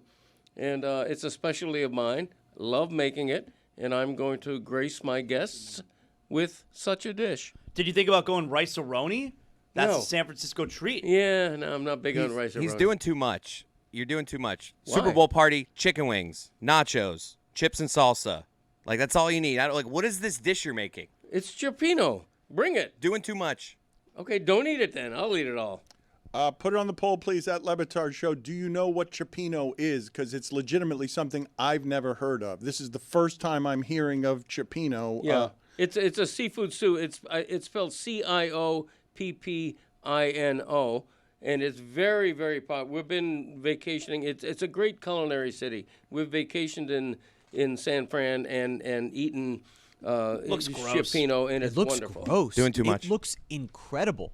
Greg, I was Incredibly invited gross. over to a friend's house for like chicken wings and the Bad Bunny concert. Right. But when Bad Bunny's not performing, we're going to be in the same area. Can I drive over to your place to be able to come over and have some cioppino? It sounds like Christopher is saying there'll be plenty left over. So, I'm legitimately. Yes, not you're kidding. welcome. I'm Yeah. coming over to have cioppino. there you go. Let's Greg do it. Cody is an exceptional chef, even though he is 0-3 or 0-4 in cooking competitions around here, Yeah, and rigged. is still reeling from losing to Mike Ryan, Right. who I didn't. Reeling in the years. I legitimately had not any knowledge that Mike Ryan could or did cook or liked cooking until he defeated you with an amazing coconut Thai soup. And you are winless in the cooking competitions around here.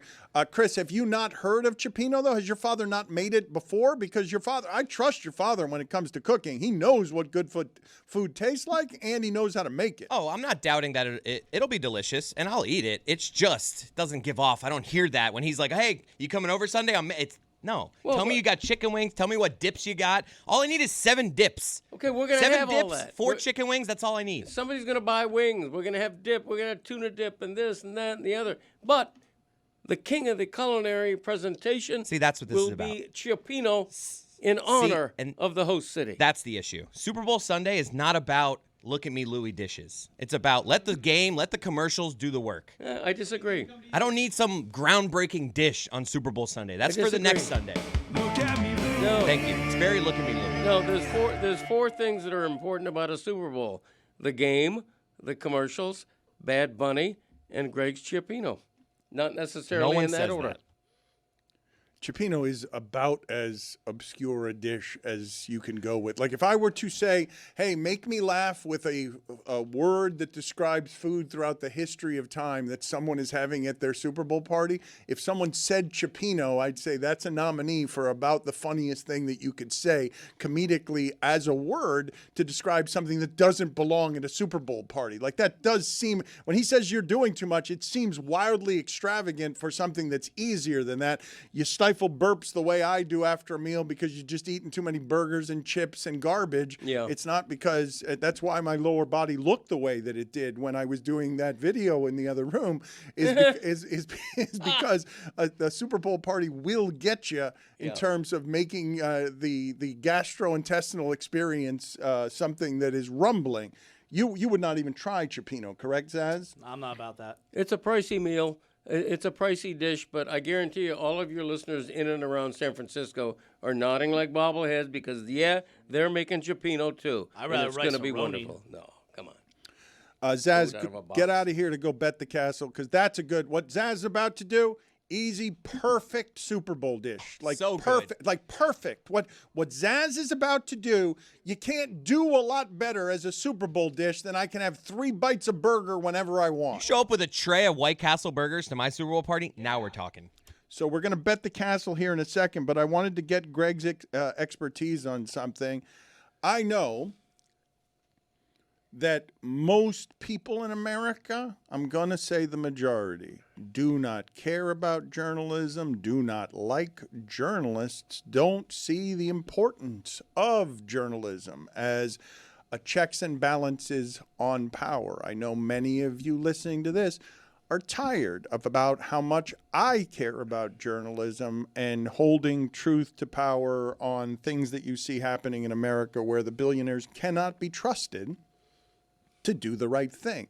And billionaires are taking over newspapers, and billionaires are doing things with newspapers that are just simply wrong, flagrantly immoral, and against all of the principles of journalism I grew up loving.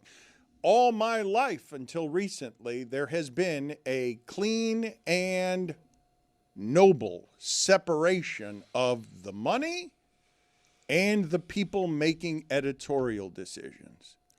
But what is presently happening at the Washington Post, owned by Jeff Bezos, who can just fart a few millions to give Melania a documentary she doesn't deserve that's just terrible because every one of these billionaires is protecting their money and running scared of this goof that we have running our country. The Washington Post just eliminated its sports section. The layoffs have begun at the Washington Post, run by Jeff Bezos.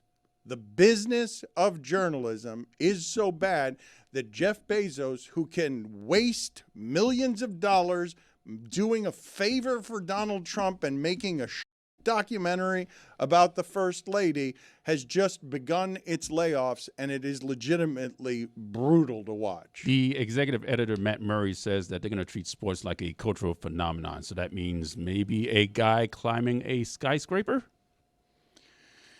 Greg? Yeah, they were going to send a whole team of journalists to the Winter Olympics in Italy. Now I think they're sending 2 or 3 people.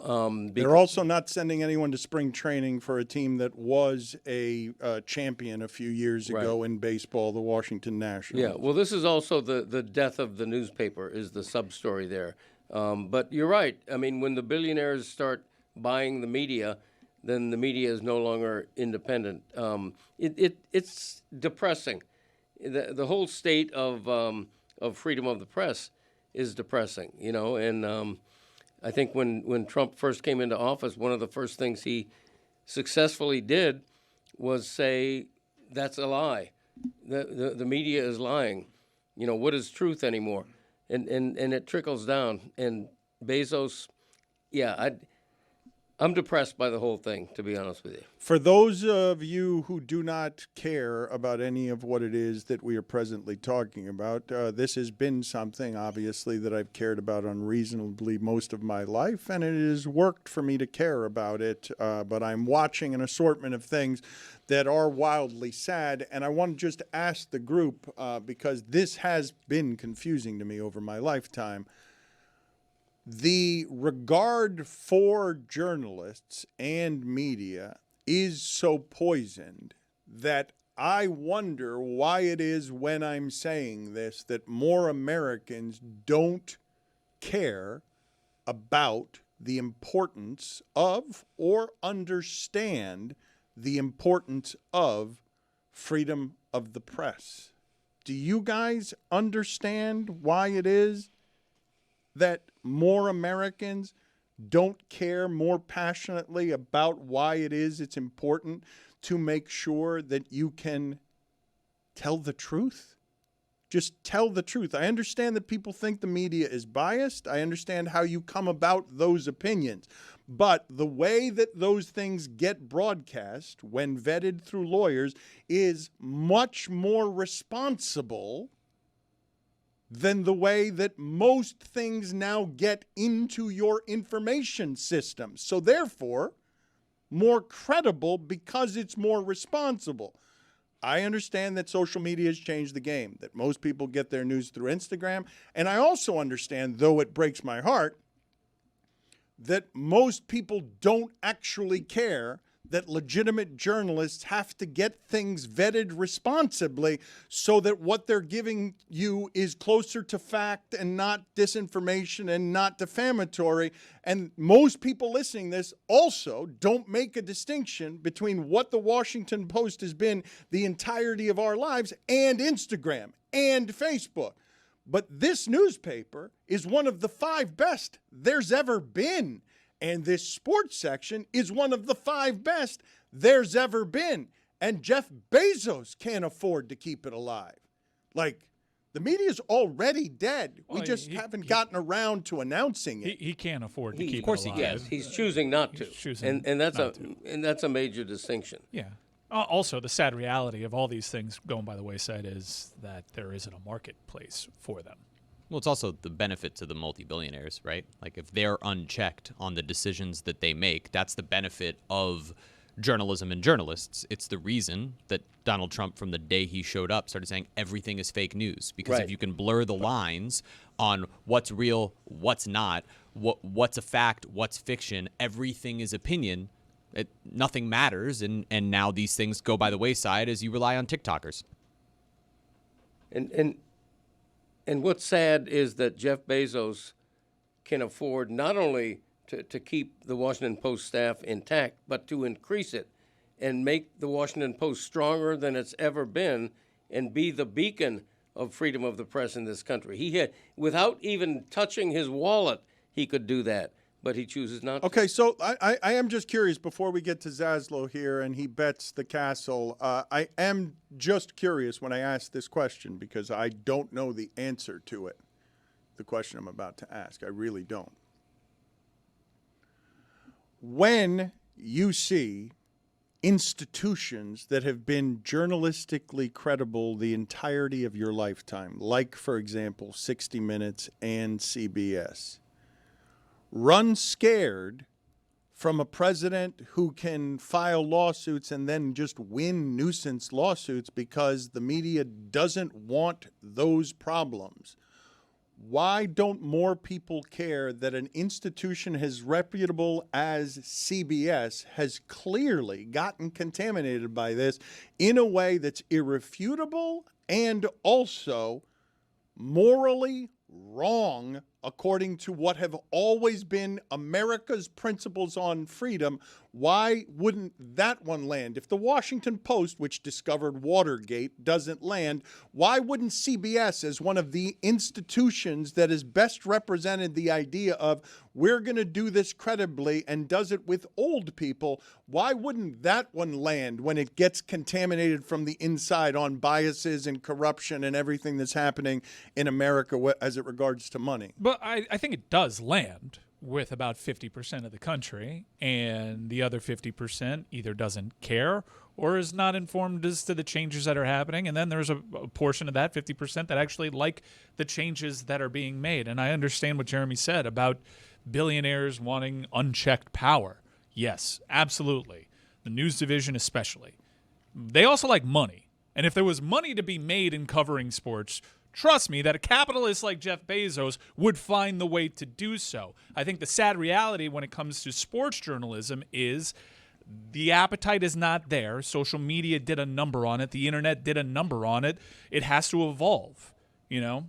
Milkmen that were put out of work didn't have podcasts to go to and lament the loss of the milkman industry. Thankfully, sports writers have a skill set where they can go and adapt to the times. Right. I mean, the Miami Herald sports staff at its height was probably 36 full-time writers, and now we're down to 7 or 8, maybe 6 or 7. And that's just the way it is nationwide. But I think we're such a polarized country that the way we feel about the media and about freedom of the press is the way we feel about the force that ICE takes on immigration reform and the fact that they've, allegedly murdered 2 people without cause. We're polarized. We can't agree on anything. I mean, you and I feel strongly about freedom of the press, and half of the country's going, it really. I don't think it's even half. Like you guys are saying half. I don't think it's even half. But when Mike Ryan says adapt to the times, that is what Pablo Torre is doing with adapting to the New York Times and trying to do something in the modern age that is a little bit different. I will urge you to check out what he's doing tomorrow because he's got another one tomorrow that no one else will touch, and we will talk to him about tomorrow. But let's segue to Zaslow now. And look at Tony rummaging around. He's just gotten back from Key Biscayne, and he's rummaging around in the background. What did you just find there? Did you find some of the pork? What did he find? Did he find some empanadas? I have heard, before we get to Zaslow, I've heard some people complaining about but our lunch and our breakfast. I've heard some people complaining, but every time I look over there, I see somebody trying to steal food and putting it into their pockets and absconding with some of the free food.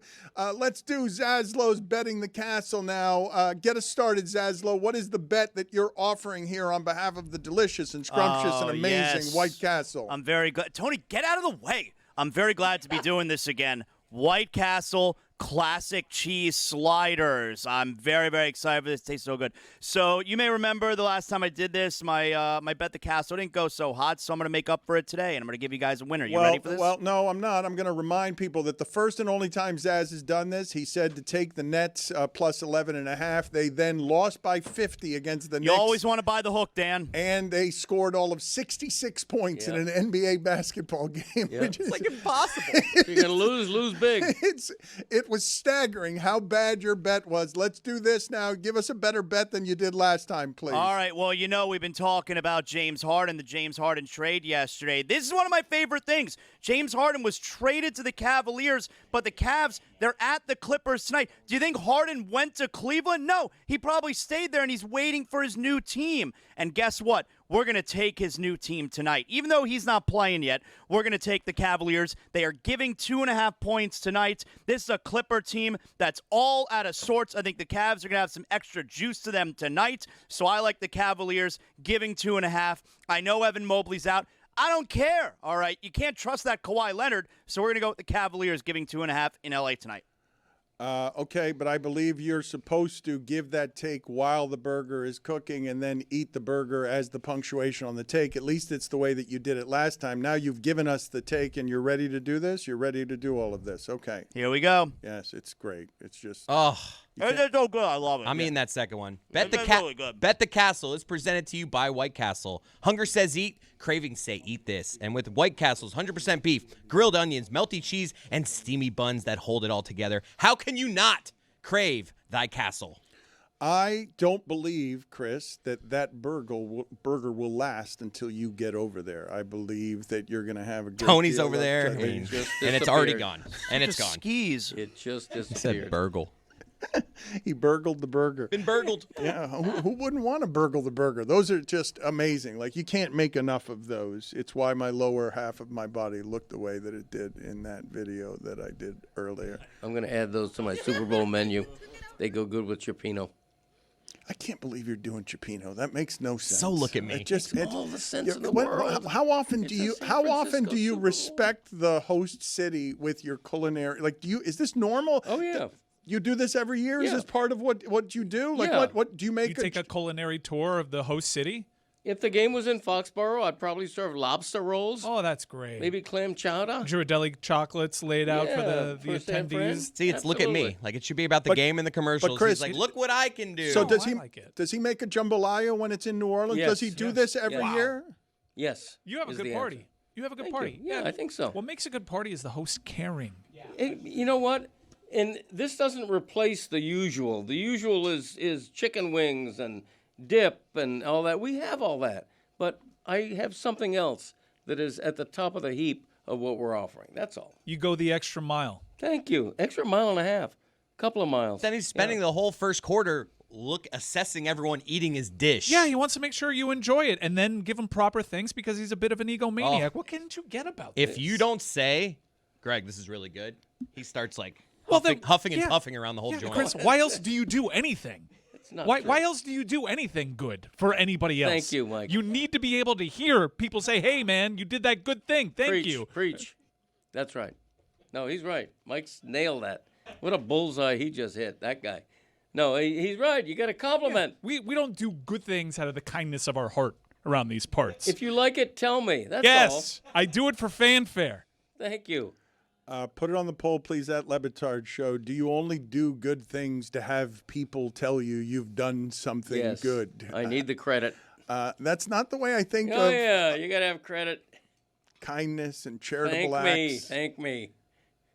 Seriously. I'm the only one honest enough to say it. If I make a Sunday meal and we're 2/3 through the meal and nobody has said anything Then yet, you say something out loud. I'm seething. You literally will say, like, oh, geez, no compliments. You should be No, appreciative. I try not to Does say he that. actually say, wow, no compliments? If he doesn't hear multiple, this is really good. He wants to go around, everyone has to say what the rock star of the dish is. That's the Well, Greg Cody game. That's, I like pick something. He that always I've picks served the that you most like. obscure I don't know. thing. Like these sauteed onions on the side are really the rock star of the dish. It's I never the mean- main dish. Well, you can compliment whatever you want. Just give me a little compliment. Greg, he's going to miss it when you're gone. Thank you. When all he has is a tray of lukewarm popcorn chicken from Publix. You're so right. He is going to miss the time, effort, and care you put into the Yeah. Super Bowl. The inheritance he gets will offset that The a little inheritance bit. joke. But, Here we go. But Can you please tell us, put us next to your family? I don't know how often you do the family meal where you cook something elaborate, but please put us at that dinner table and tell me like how this goes, like some of the conflict that has arisen from you wanting a compliment and realizing you're not going to get one. And is it indeed, like if they know that you need it, yeah. and they're denying it, it must be because the food's not as good as they'd like it to be, right? Well, here's the thing. A couple of Sundays ago, I had the whole crowd over, and I served chicken francaise. It was fabulous. It was. Now, I served with it spaghetti with sort of a garlic butter sauce. Didn't love my garlic butter sauce. It was okay. Didn't love it. But the chicken francaise itself, I thought was top notch. And so we're halfway through the meal. Nobody's saying anything. Maybe people are just I too don't busy even think eating. that's true. I feel like we complimented that meal. That was Well, let's let him get through what he's saying here. I mean, maybe the compliment was a little bit tardy, but eventually it came. Well, But what would be tardy? Like, at what point in the meal do you want the compliments to start raining in? within the first 5 minutes. Oh, wow. Yeah. The meal starts where younger son Michael has to read the menu. My dad writes a menu, and younger son Michael reads it for the whole Right, table. it's a tradition. And then we eat. Always the younger son. And midway, my daughter has started doing it as she's learned to read. Wow, but it's like their version of Passover. passing him the torch. Good reader. Yeah.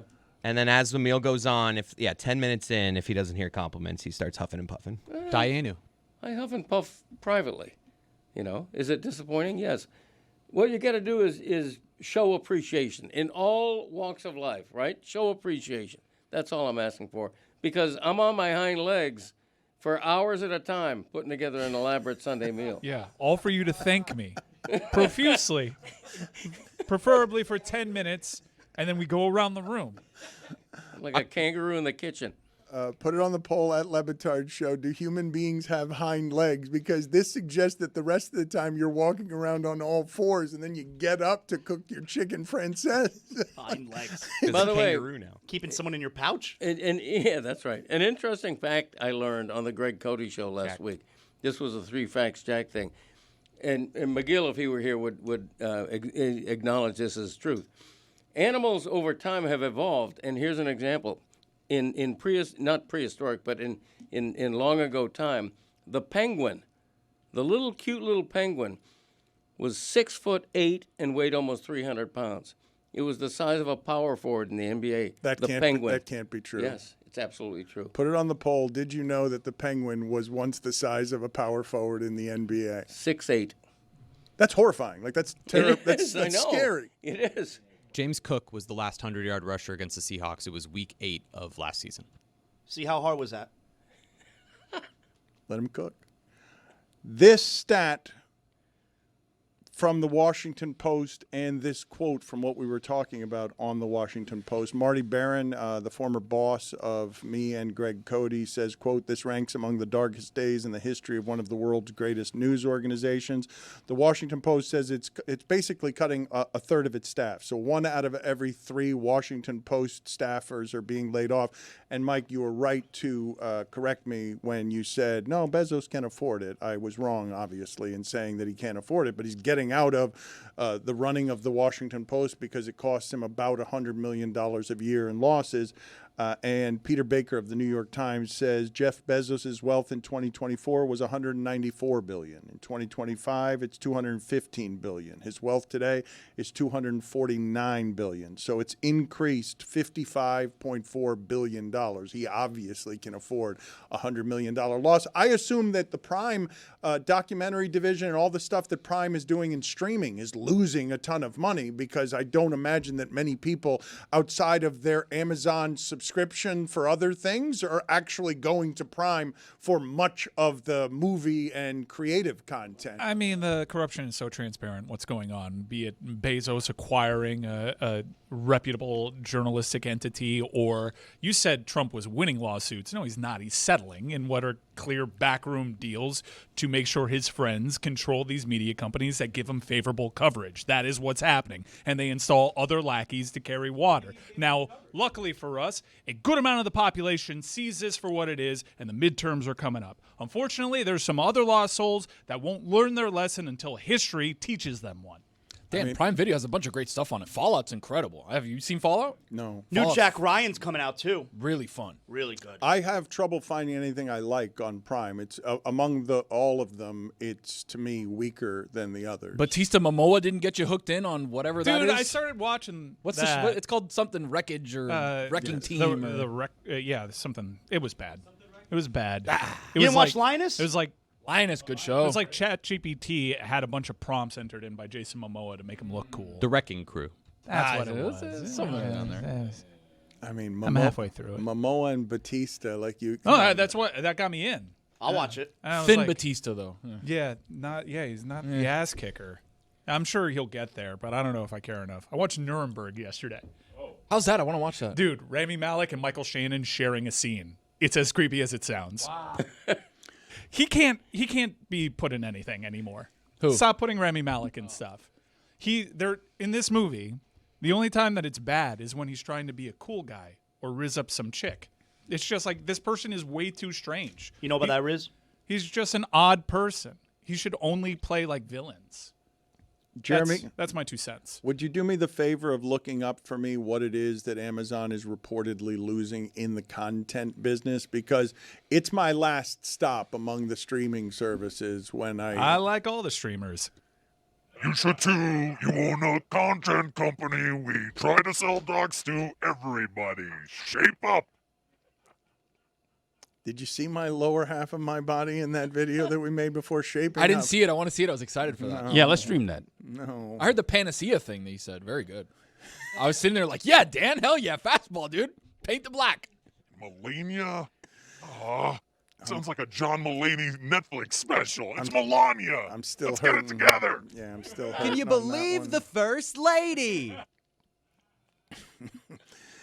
Get me the numbers on Amazon. And before we get to Katie Nolan and Mad Dog Russo, I need you guys to find me the picture of the ugly dog that won the Westminster Dog Show so that I could do that with Katie Nolan. But Mad Dog Russo is next. Is the King of Radio Row there? Is he there? Yes, Danny. How are you, pal? Oh, he's already there, and he's ready to go, and he answers to the King of Radio Row. He knew. No, who I was don't talking. mean it that way, but I knew you were chatting, so I figured I'd fill you in. How you doing? Oh, What's going on? We've already started, and I've identified Chris Mad Dog Russo as the King of Radio Row because who's more of the King of Radio Row than you? I think of you and Jim Rome with his bodyguards, but you don't do bodyguards because you're a man of the people. Funny there, Danny. Well done. Yeah, 1990, so a long time doing this, and there was no Radio Row in 1990, Niners and Broncos in New Orleans. 3 or 4 of us there, the local radio guy, Howard Eskin, Eddie Andelman, guys that you are familiar with, and in a hotel lobby at the Hyatt, 5510 San Francisco. You invented Radio Row then? You're saying you were at the original Radio Row and it wasn't a row? No, it there wasn't were an original. No, but there were 3 people there is what you're saying. Well, Pete Franklin for WFAN went the year before. That was the San Francisco. That was the Miami Super Bowl. No, that was San Francisco, Cincinnati in Miami. And he went to that. And when I was at WFAN, and I'm sure Pete went to some radio rows prior to that in the early 80s. So I am not the originator of Radio Row. I think that WFAN, the fact that we did 24/7, and then the Giants got to the Super Bowl in 1991, our 3rd or 4th year there, I think that had something to do with it. That was the one in Tampa when they beat the Bills. The first one that I recall where they actually put us in some sort of convention setting in a hotel ballroom was the Dallas-Buffalo game in 93, 53-17. And, of course, BB, so 52-17, whatever the final was, BB against Leon Lett at the Rose Bowl. That is the first one that I recall that there was, say 7 or 8 stations in the same area at Universal City in L.A. That was that Super Bowl. They were the Cowboys, which was their first that they won. They beat Buffalo, obviously, twice. They beat Pittsburgh, and that was the first one that they beat the Bills in. Greg Cody, that one I remember. Were you pointing at Chris Russo because you're laughing that he gets the scores right or likes giving the scores from 30 years ago? Because he's showing off when he does that. No, and rightly so. I am showing. Good job, Danny. I am showing off a little bit. But that was I think it was 31-17 Cowboys start of the 4th quarter against Buffalo. That's when Jim Kelly got hurt, and Reich played the second half. And then Dallas, that was not Buffalo's first Super Bowl. That was their 3rd, but it was Dallas's first. So the Bills had already lost to the Giants in Washington, and then Dallas killed them that year. Those are the early days for me doing this. Now, there were a lot of guys, including our old pal Joe Brown, who worked for the NFL, who went to every Super Bowl from Super Bowl II. And remember, I think she's passed away, Clark Kent's mom went to every Super Bowl. Her Chiefs were in Super Bowl I against Green Bay, and that was in '66. So there are some who have been to every single one. The first one that I went to was Super Bowl 24 with San Francisco and the Bengals. So I'm 24 behind certain people. How's that? Now, Dog, Radio Row has certainly changed a lot over the years. Lots of podcasts now on Radio Row. Do podcasts belong on Radio Row? Who am I to say? You're the king. You're the king. You're the king of Radio Row. Danny, you and I both know there is a difference between podcasts and doing a daily show Monday through Friday, the grind of it. There is a little difference. Everybody is piling on. They want to do podcasts at the Super Bowl. Little Chris Russo is not going to say they can't. But you're right. That adds to the aura and the plethora of media here at these games. And remember, this is a weird one because the game is 44 miles away. I mean, they should be called the San Jose 49ers, not the San Francisco 49ers. The game is 45. I mean, that stadium is 45 miles from here. I mean, it's the furthest away from a city's name, I think, of any team in the league, for crying out loud. I mean, MetLife is 10 miles from downtown Manhattan, 44 from this. Now, there was only been a couple Super Bowls here, right?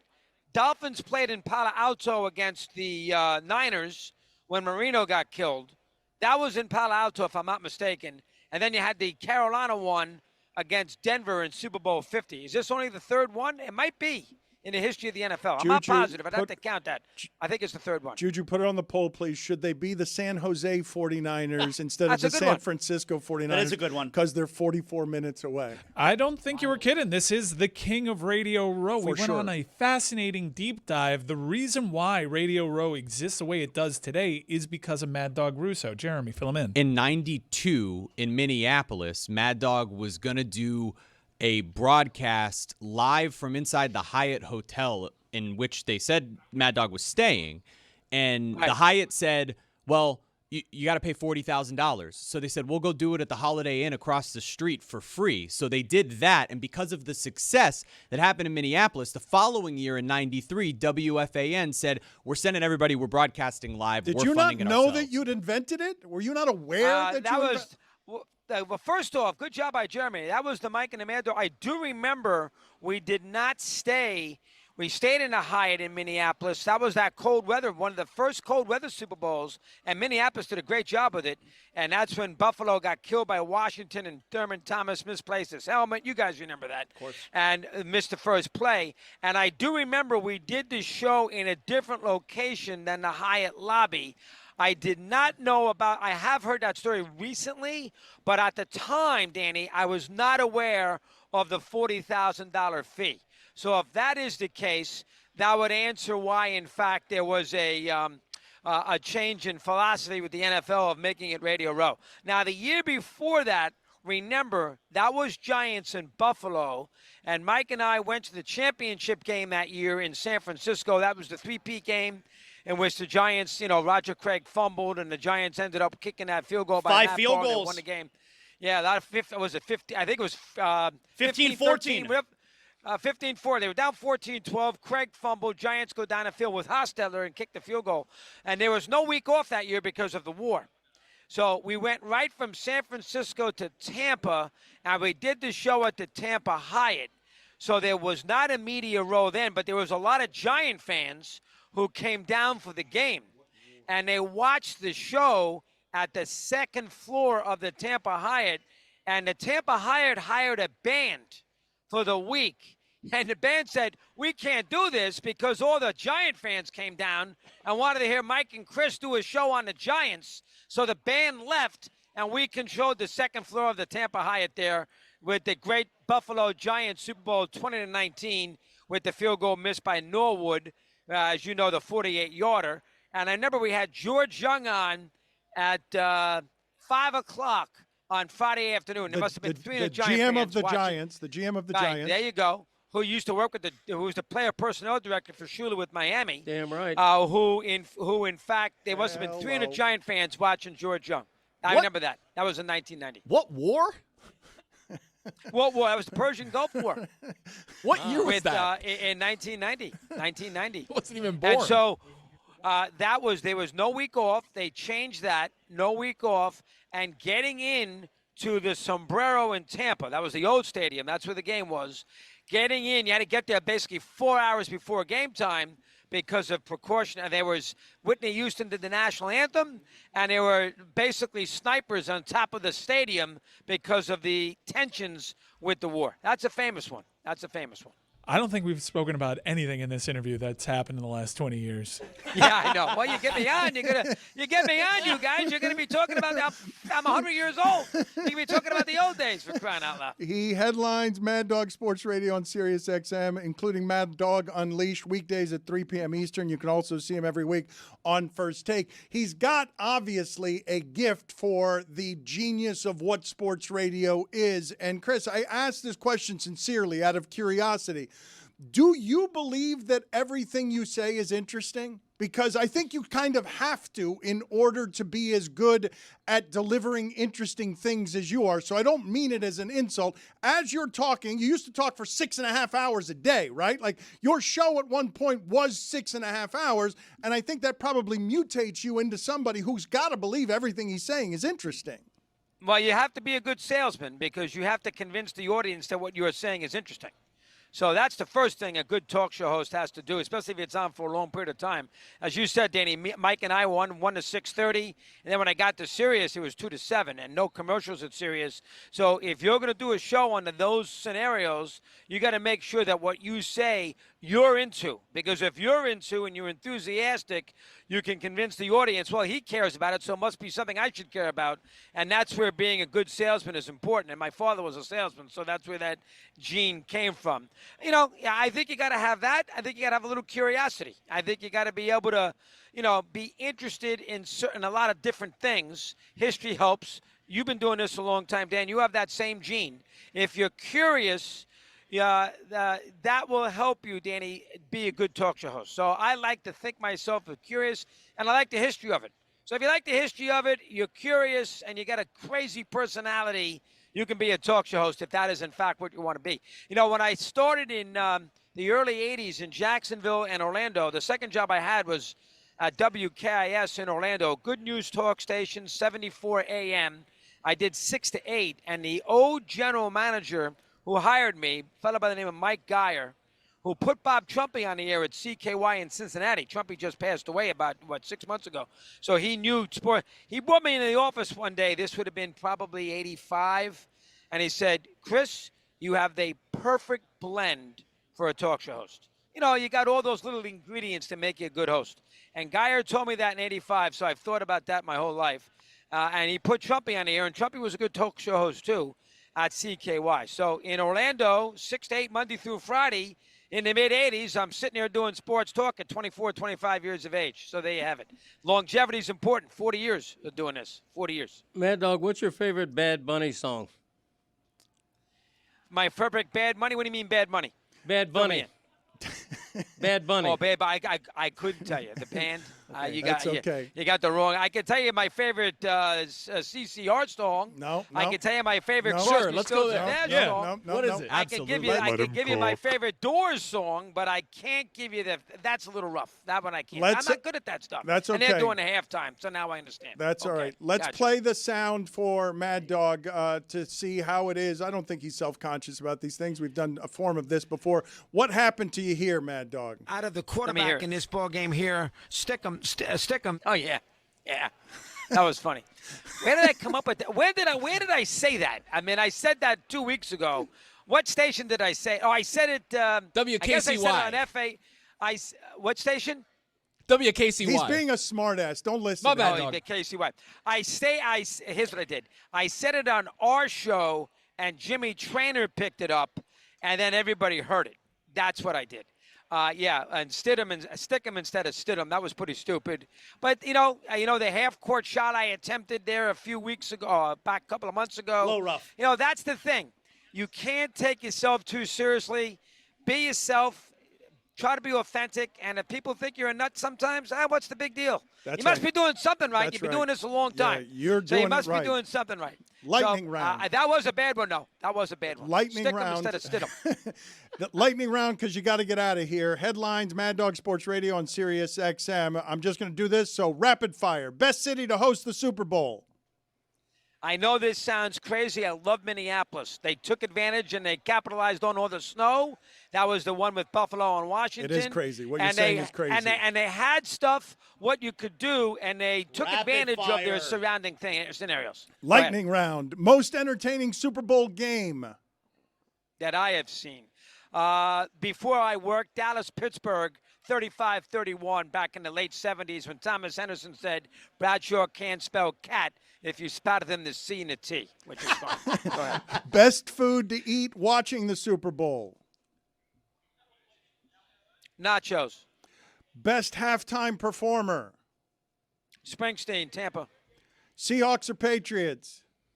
Seahawks. I'd be shocked if they lose. Enjoy Bad Money and the halftime show. Good. They're great, dog, by the way. They are amazing. You were great. Appreciate it, Mad Dog. Thank you. All Always, right, Danny. always appreciate Jeremy, it. thank you. Legend. You got it, pal. A You got it. legend. I got 8 Dannies. 8 Dannies. That's a record for me. I'm so happy to get 8 Dannies from him. It's the highest honor. The highest honor. Him and Wilbon, the only ones allowed to call me Danny. Big guy, no one's going to realize we're wearing different clothes. We're not going to get those flimsy accusations that we're lazy just because someone noticed on Reddit that it was taped. Don't let it get to us this time. We did the work. It's the first time they experienced it. How is it lazy? It's just show. If anything, we should get credit for not being lazy because we worked extra yesterday for the listener. Don't let it get to you. Do not crack. Speaking of which, we're working extra after the show today and tomorrow because our postgame today is just going to be everybody talking about the NBA and the trade deadline. You guys are going to stay live on the show here for a while. Tony and Zaz and Jeremy and a cast of characters are going to be doing more NBA talk as part of the postgame today. It'll be live on YouTube. And also tomorrow we're going to do a live stream up to the trade deadline. We're going to enjoy ourselves and fool around. Also, very happy to see on my screen someone right now who is at the height of her powers. It's not just casuals with Katie Nolan Tuesdays and Thursdays.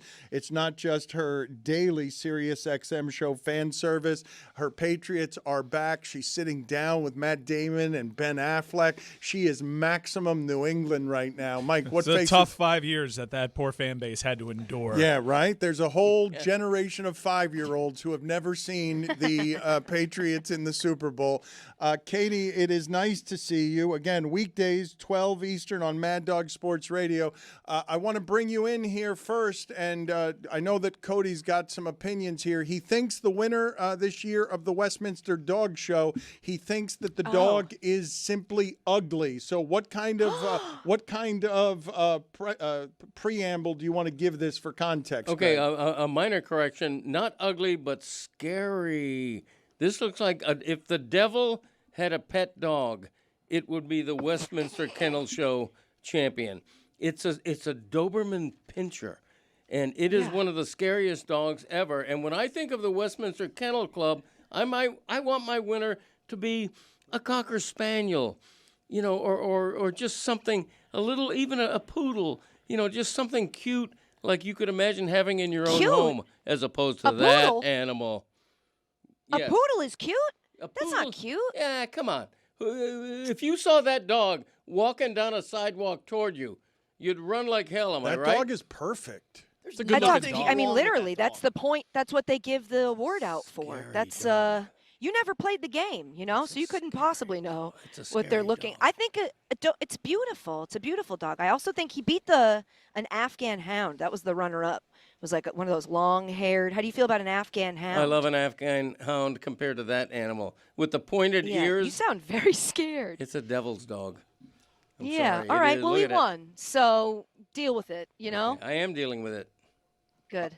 Put it on the poll. Did the Devil's Dog just win the Westminster Dog Show? And also, Best in Show. This reminds me. I've not talked, and we have not talked about the passing of Catherine O'Hara. I am certain that Katie's got some opinions on this because that was a heartbreak. One of the great funny people of all time. What do you think of her as first? First, if you have to, because Best in Show is about the first time that I knew of her work most resonantly. Really? Beetlejuice did nothing for I you? did. I think of that as a Michael Keaton vehicle. Home more Alone? and I didn't love Home Alone. That was Yeah, Home Alone is the first. You didn't love Home Alone? He thought you of it said? more as a Macaulay Culkin vehicle. Oh, okay. Yes, of course. Yeah, Home Alone's the first thing I think of when I think of Catherine O'Hara. But like Moira Rose, her on Schitt's Creek, she was just like consistent. She is consistently funny while also doing it differently. It's not the same every time, but it's always reliably hilarious. I think she was one of the funniest women on earth, and I was deeply saddened to hear of her passing. It was such a shock, and it really rocked me. I haven't been like knocked over by a celebrity death like that in a while. Was the studio the last thing she did? Yeah, I think so. And I think they just started filming the next season of that, so that must be a real bummer. Yeah, it's real sad. She was having She's a great so funny. third act, too, in her career. It's like Right. everybody realized we didn't give this person proper appreciation, and she started hogging all the roles. I actually have a she quick deserved them. Give her more. top 5 for her best things said on Schitt's Creek, and it was tough to narrow it down. I do have an OLI, which is the scene where they fold in the cheese. Next step is to fold in the cheese. What does that mean? What does fold in the cheese mean? He folds it in. I understand that, but how do you fold it? Do you fold it in half like a piece of paper and drop it in the pot, or what do you do? David, I cannot show you everything. Okay, well... Number 5, the way Can you she show me this one said thing? baby. Do you realize the baby is crying? I do, yes. Isn't it scheduled to be dormant by now? Isn't it scheduled to be dormant by now? For the way that she reacts to finding out her grown adult daughter has lice. Well, Alexis has lice. Ew! Ew! I assume you shaved her head, and we have to put a wig on her. But no, what are my wigs? These have to be boxed now. Moira, I've got it all taken care of. And I think twice about that garden. Oh, it's too late. The notion of that garden is as abhorrent to me as our daughter's scalp. And I was worried about you overreacting. Number 3, the Herb Ertlinger fruit wine commercial. You could pick it up wherever you want. The muskmelon goodness to his oak chardonnay, and the dazzling peach crabapple to his Riesling Rioja. Come taste the difference good fruit can make in your wine. Number 2, her advice about taking nude photos of yourself when the internet can't find them. Then allow me to offer you some advice. Take 1,000 naked pictures of yourself now. You may currently think, oh, I'm too spooky. Or nobody wants to see these tiny boobies. But believe me, one day you will look at those photos with much kinder eyes and say, dear God, I was a beautiful thing. Oh, and make sure you submit those photos to the internet. Otherwise, your own children will go looking for them one day, and tragically, they won't be there. And number 1, the only way to respond to if someone else asks you for plans you don't want to do. I am booked up, David. You should see my schedule. I'm positively bedeviled with meetings, etc. The goat. Damn. Katie, I will Damn, she remind rules. everybody that Jeremy began presenting that by saying, I'm going to do this quickly. Right. I'm Belichick... sitting at Radio Row, just listening to, and I love it. I do love Moira Rose clips. But I'm people are walking by looking at me, and I'm just listening and laughing. I feel very uncomfortable. There's a screen with just my face on it as I sit in a chair, and famous people walk by. Sorry, and I laugh. Katie. They can't tell if I'm on air or not. They don't know what's happening. It's very uncomfortable. But thank you for playing those clips. I loved We them. had you on to just this sit there. is lazy. Can you tell me how you felt about Belichick not making the Hall of Fame? And did you hear any opinions that sort of landed with you and you're like, okay, that makes sense? None of it makes sense. In a world where we say the phrase first ballot Hall of Famer and it means something, none of this makes any sense. It's absurd. It's stupid. It's embarrassing. I think it should be a thing that leads to them changing the way they do that vote, that committee that votes on those 5 candidates. I heard somebody say that because he was, I think the rationale we heard was because it was so obvious that he was going to get in, they spent their votes on guys it was less obvious for. That's not how it works. It's the Hall of Fame. It's a binary question, yes or no. And Bill Belichick is always a yes. It doesn't make sense to me. Katie, if it was up to you and you could only put one of Belichick or Kraft in, who goes in? Belichick. Did you have any sort of reaction to Kraft not getting in? Honestly, I'm not happy to say this. I was kind of relieved because I feel like it would have dominated the conversation if Kraft got in and Belichick didn't, and it would have been all we talk about this week leading up to the Super Bowl. And I did not want to have that conversation. I don't like talking about the internal politics of the team that brought me some of my favorite victories as a sports fan. I'd rather just make fun of how one of them's dating a really young gal now, you know? Katie, what do you think of the proposition that Belichick is just being penalized and will get in next year? He's being punished for Spygate. I think he already was punished for Spygate, and it was a record punishment. There was the most a coach had ever been fined. So I feel like at what point does that stop? How many Super Bowls do you have to win before they're like, okay, we don't need to punish you in this way? I mean, we talk about Bill Belichick and say, like, future first ballot Hall of Famer. It was just a thing you say and you don't even think twice about. And now it's not true. We were all wrong and lying. How do you feel about Greg Cody's pinky ring? Do you have an opinion of any kind? I can't see it. How would I see it? I got no monitor of you guys. I'm just talking to a big picture of myself who did her own hair and makeup, and it's really not. I don't think I did a good job. Can I look online and see your pinky ring? I bet I hate it. I bet you do. Okay, it's okay. I'm sorry. I thought that you had video there. That's my bad. How have you enjoyed Radio Row? What's that experience been like for you? It's good. The last time I actually did a Radio Row here for Super Bowl 50, I had a TV show then, so I had like a lot more going on. But it's nice. It's like today it's starting to fill. I think tomorrow will be like the busy day. Yesterday was a little slow, but it's always funny to just walk around and go like, oh, that's Octavia Spencer. Why is she here? There's just random famous people that you bump into, and I like that. It's a fun environment. Did you have some nerves about Affleck and Damon? Oh, my God. Are you kidding me? We found out like 2 days before that we got it. I had no idea we were even trying to get it. Terrified. The hardest part of that interview for me was that, no offense, they brought their director. And I just couldn't have cared much less. And I felt like I didn't want that to come across. But it's like I got 20 minutes and the two of them, hi, thank you for being here. Mind if I just focus on these two? I don't think I did a good job. That's my thing I sit with now. Is I'm like, hopefully I get another chance someday because I didn't knock it out of the park. But it was fun and they were awesome and everything I dreamed of. And I didn't throw up, so that's good. You like Affleck and Damon, but you hate Miami. I'm wondering if you watched The Rip. I did watch The Rip. Is that a real thing? Miami has a law that you have to count the money that you seize from a crime scene on the scene? I think that might be like a federal law. It seems like I thought a they good said idea. it was specifically. I thought they specifically said. They also called it Hialeah. Did you watch The Rip, Mike? I did. They called it Hialeah, and I checked out. How do you say? How do you say it? Hialeah. Oh. Oh God. Hialeah. I've always said Hialeah. No. Hey, do you guys miss Mike McDaniel? Are you sad about that? I did watch Dan Soder's reaction to it, and who's the gentleman He that he was does upset. the He was podcast with? upset. Mark What do you mean? Mark Norman? Mark yeah, Norman, the goat. That was just an episode of his podcast. He doesn't so do the Mark podcast. Norman's reactions to Dan's fiery hot takes were my favorite part.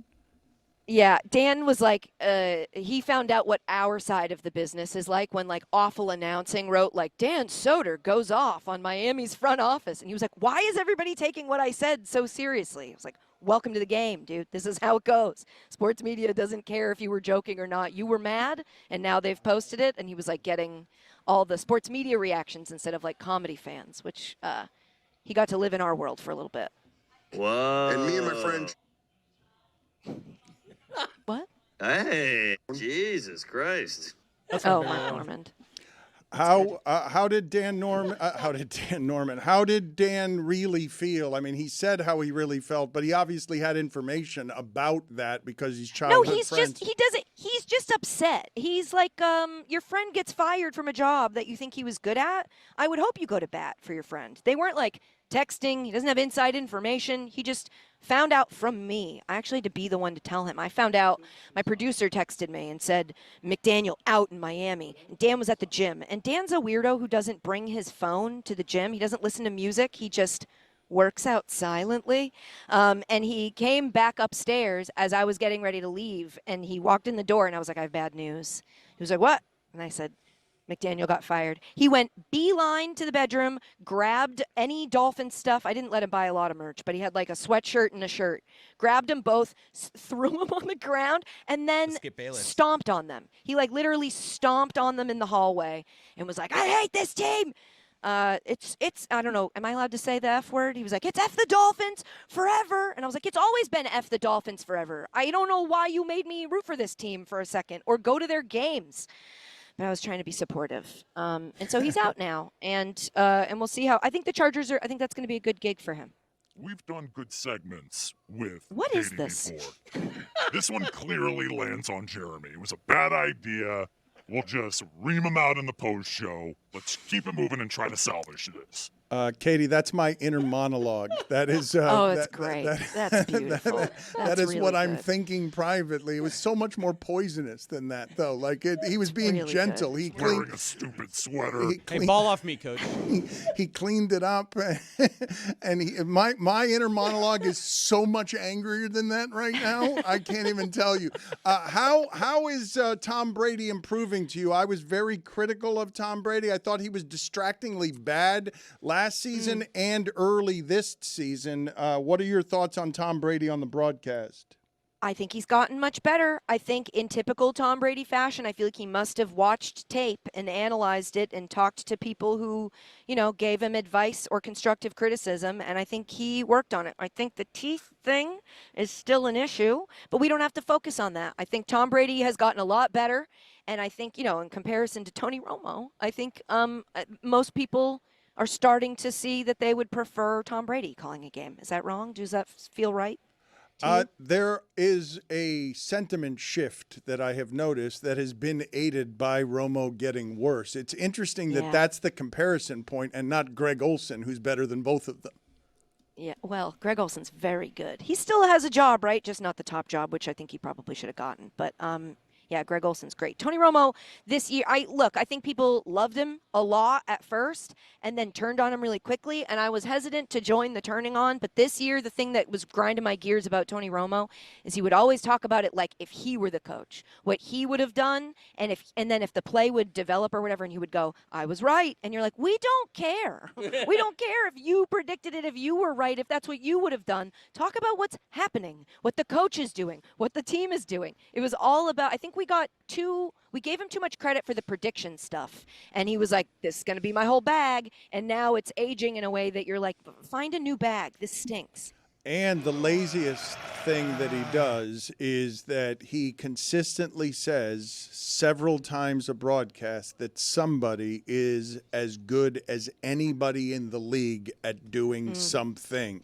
He does it so much, and it's just not possible for everybody that he's talking about to be better than everyone else in the league at something. Yeah, mathematically that would be difficult, so I get that. I hadn't noticed that, but now I will.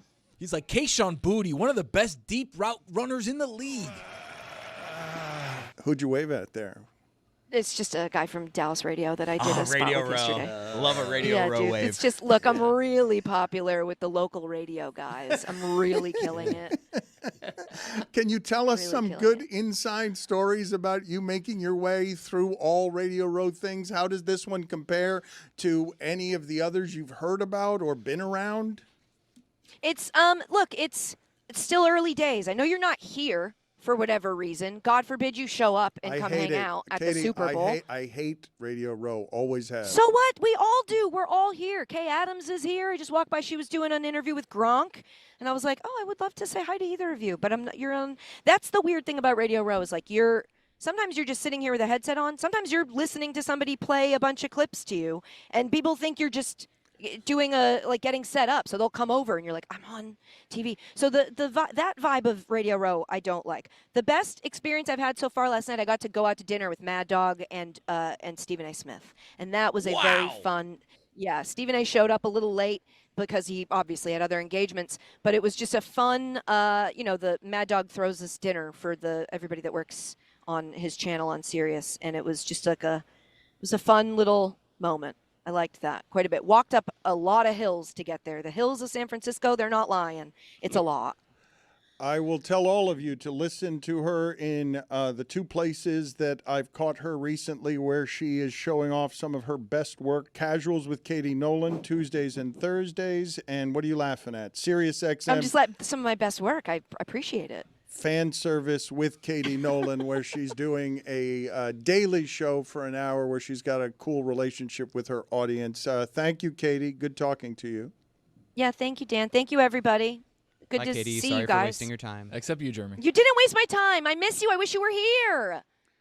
He wasted your time, and I'm seething about it, and there will be notes after the show. And in fact, Mike, can you hold up the – no, you don't need to write it down. We have it because of – we just have it. Just grab what we have back there that we hold up every show so that the audience can see what is always the notes after every show. Really quick, as we filibuster to find that note for Jeremy, who was just very poor in that segment. Can we find the picture of Dan who looks like Charlie Weiss? I've been really wanting to see that. All right. So, yeah. Oh, boy. Really unflattering. Yeah. Wow. That's AI, right? Unflattering. That can't be true. Is that Poppy? Yeah. I feel terrible about that. How could we let this happen? We look like Damon Wayans on the top rope of Great White Hype. After this show today, yes. After the show today. Tony, block the shot of it. Move over. Help my guy out here. Tony, that was also Jeremy's idea. I heard And that it one. went great. I heard about okay? that one. That one went well. My bad on the Catherine O'Hara stuff. If it was all of us talking and we needed to kind of buy some time, it would have worked great. And my mistake on the whole Katie part. I saw going on and on. I saw number 3. No, it was long. I had and to stop. It's 56 seconds. I didn't just mean started to. it midway through. I know it was a popular show, but this is niche. Not that popular. Not niche. Hold on a second. That was the most popular show in America at a time where everyone was at home watching The TV. best line was OLI. Never seen it. Folding the cheese. You best could have line. done like Never seen all it. the That's on you, Catherine bro. O'Hara lines. Oh, thank you for. He started with quickly. Yeah. It's real I didn't quick. know how. You're allergic to quick. I know that he was a star, but I'm pretty sure Catherine O'Hara had more screen time than Michael Keaton did in Beetlejuice. Yeah, that's a weird one. By John Wooden said He "Be was quick, Beetlejuice. He was Beetlejuice. Came in halfway through the movie. It's a Michael Keaton vehicle. We have, after the show today, we've got what are the people participating in this? I just lost my voice with the way that I screamed there. So you guys are going to raise hands. Okay, Zaslow, Tony, I'm and in. Jeremy will lead our coverage of the If trade I don't deadline. go home, because that was tough. You might get sent home. Yeah, it might be just me and Zaz on the post show. We're going to stay live is the point. And we haven't mentioned how well Cooper Flagg is playing. This is not a normal thing for a 19-year-old. We should mention how good Cooper Flagg is playing because, like, since Jason Kidd went in front of the assembled media and says, I know I've built players in this league before. And me and my friend. I know what I'm doing. Like, Cooper's been amazing. He's been incredible. He's on a tear. We were having the conversation just last week that Cameron Boozer is like quietly being a better freshman for Duke than Cooper Flagg was. I'm thinking, is Cooper Flagg just overrated? Is this a right way to handle this guy? And Jason Kidd showed us. It was the exact day that I did the White Castle hot take thing where I was like, all right, Con Knuppel has a real shot to be the rookie of the year. That night, Cooper had 49 and has been on a tear ever since. Wait, so your bet the castle was almost as bad as Zaz's? Yeah. The night that you did it, Cooper He had goes 49. off. Barkley's analysis was, I think he's ready after he had 49. We'll be right back. I'm still wearing the Moira Rose thing. Yeah, that was terrible. I never seen that show, man. I was bored when Me you played neither. that. Same. You bored me. All right, so the deadline. A lot of things happened when we got off yesterday, by the way. Yeah, dude. Like 14 things happened. It was crazy. So at the end of our half hour that we did yesterday, literally like we were about to wrap up and Jaren Jackson Jr. was traded. And Tony and I had no way to react to it. I was given a gift yesterday because it happened right I did afternoon drive on ESPN yesterday. Good for you. And it happened right before I went on. So I was handed a nice little nugget right nice there. little packet, and you're like, ooh, I can do 4 hours. It's with this. incredible. And then James Harden's traded later. And here's the best part. We have Amin Al-Hassan with us now for the post-game show. I believe we have Juju Gotti here with us as well. Not yet, but Amin is here. And Amin, Zaz, had some corrections about the way you were breaking down everything Yeah, with so James my Harden. initial thought, and I talked about this early on yesterday afternoon, was, we're all waiting for the move before the move. And Minnesota, a team that's trying to contend, made a move yesterday that didn't net them anything. It opened up roster spots and it saved them money. So my first inclination was, they may feel that they have a chance to land Giannis. Yeah, there's been reporting that Giannis would like to play with Anthony Edwards. He's excited about the prospect of that. I don't think that means that's his favorite, but he's definitely open to it. And Minnesota's saying, look, if there's a 1% chance, we got to treat it like a 100% chance. So they're rearranging everything to get ready to do that. One of the things that happened as a result of their deals yesterday is they moved under the first apron. So just from that aspect alone, they've saved a lot of money. They're about a Rob Dillingham deal away from being not a taxpayer. So that gives them a lot more flexibility in terms of the things that they can offer, the things that they can do if they're going to get Giannis. But if they're going to get Giannis, that means they got to trade one of their other guys to go get a first-round pick because Milwaukee wants picks and Minnesota doesn't have many.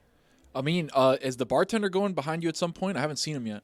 No bartender. The hotel bar is closed. I don't know what time they open. Probably 4. And I mean, did you quote Batman there? If it's even a 1% chance, we have to treat it as a certainty. Did you quote Batman?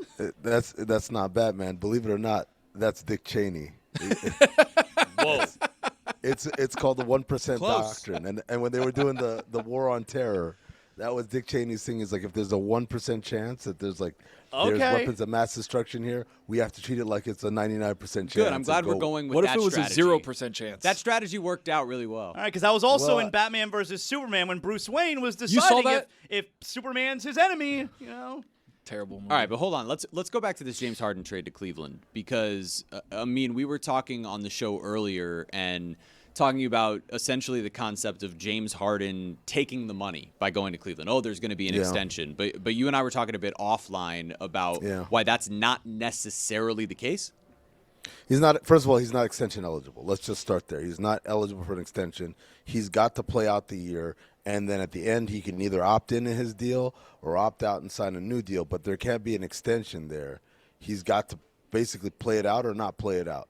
I talked to Law Murray. Actually, the interview drops today on Basketball Illuminati. Get it wherever you get podcasts. And Law Murray, who's covered the Clippers literally longer than anybody in the media, was basically it was kind of very blunt. He didn't pull punches, but he said, James isn't doing this for the money. This is a guy who's given up money in the past so that teams could sign more players and better players and all that. James is doing this because he wants to win a championship. He's worried about his legacy, and he's being realistic. You look at the Clippers, even though they've been playing great, are they going to win a title? They're not going to win a title. And this aspiration stuff means it's only probably going to get worse from here on out once the judgments get levied. So he's like, get me out of here. Let me get somewhere where I have a chance. And he looks at Cleveland and is like, okay, they're in the East. Their path is a lot easier. They were a really good team last year. They've got a superstar in Donovan Mitchell. I can go there and help them out. All right, I mean, I guess we'll see if he asks Cleveland for an extension, right? Well, he can't. It's not eligible for an extension. He cannot. He has to play until the end of the year. But what about for next year? What about for next year? So this is one of two things can happen. Either he opts out, right, making him a free agent, and then he can sign a new deal, but he can sign anywhere at that point, or he opts in, and then Cleveland has 11 days pretty much to figure out, do we want to stick with him for this 1 year, or do we want to waive him, or do we want to trade him somewhere else for someone who would waive him because he's only got $13 million guaranteed for next season.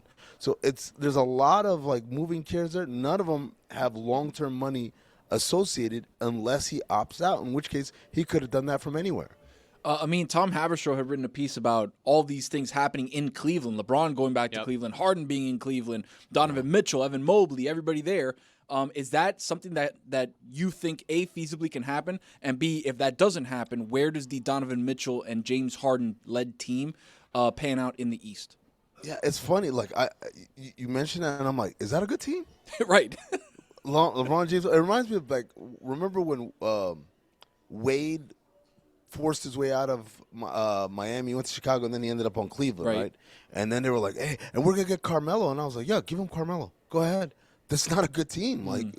These guys all past their prime because they want to be boys or buddies or whatever. So the same thing here. It's like LeBron, I mean, obviously LeBron helps every team. But it's just if that's your big master plan, it's LeBron, Donovan Mitchell, and James Harden. I don't know how that fits. It doesn't feel like a very natural fit. Now, Donovan Mitchell and James Harden, it's interesting because obviously Harden takes over the playmaking responsibilities that Donovan really doesn't want to do.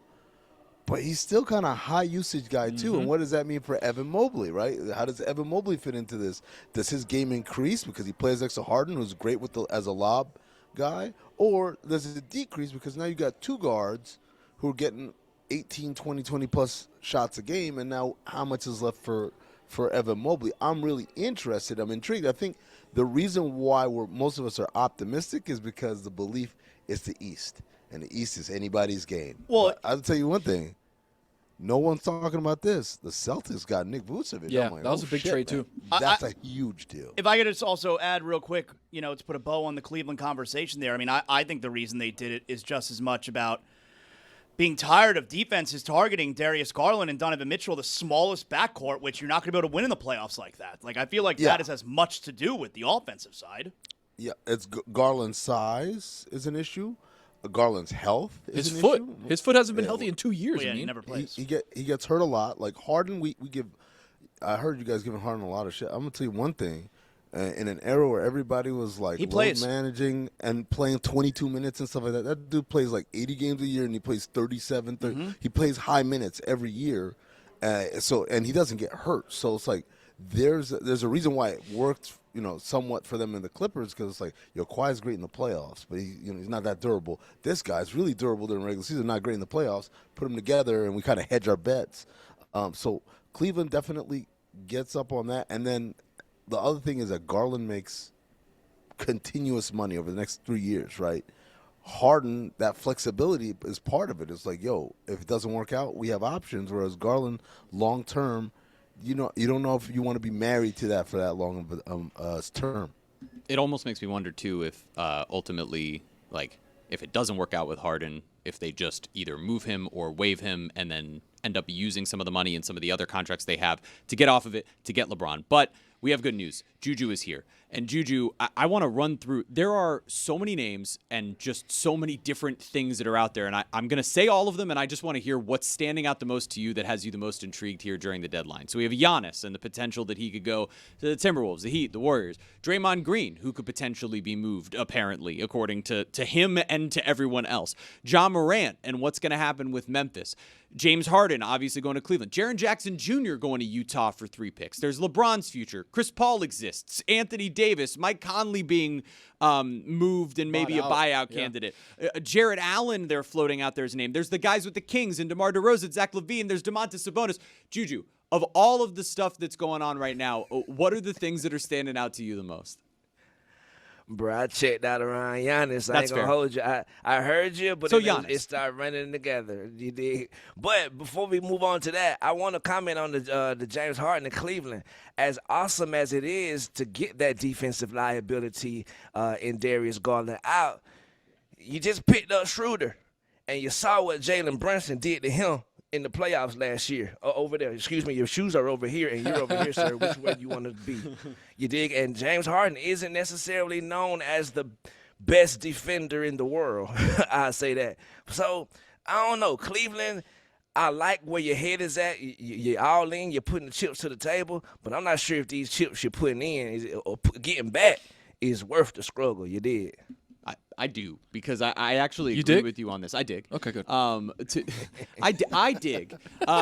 No, to me, like, I get what you're saying there, where it's not like all of a sudden they're turning Darius Garland into some tremendous two-way player, but what they are turning him into is someone who's incredibly durable. And we've seen what Donovan Mitchell can do off ball in earlier stages of his career, and to give him a primary playmaker who can kind of help alleviate some of what he's had to do as a playmaker, I think does give him a space to score. But Juju, was it Giannis that's the other thing that's standing out to you? Like, what else from what's going on around the trade deadline and the rumor mill is sticking out the most? Because there are, or the deals. Like Jaren Jackson Jr. is crazy. That happened at the end of our live stream yesterday.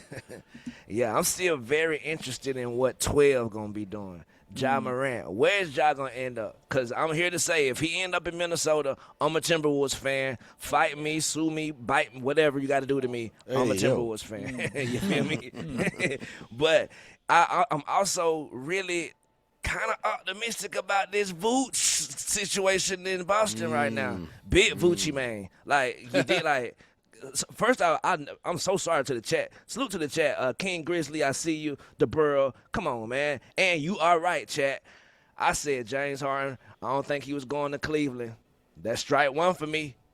2 more strikes, I'm suspended for a month. So you got the one. I thought he was going to go to New York where LeBron going to end up, spoiler alert, but neither here nor there. I think that Vucevic brings Boston more to that championship conversation than anything else.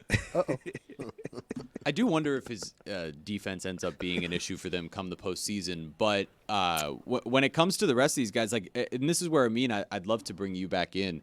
When it comes to Ja, like, the market seems to be so strange, and there have been reports that either Memphis lowered their price. Right. Well, Memphis lowered their price, but does that mean, like, Mark Stein was throwing out there the idea that it could mean they'd be willing to take on long-term money if they added draft capital, but then there have also been reports that they'd be willing to attach draft capital to get off of his money and get expiring deals. So are you seeing that as a possibility? Like, could Memphis end up attaching draft capital to Ja Morant just so that they can say, hey, we're good, we picked up all of these picks, and we can move forward?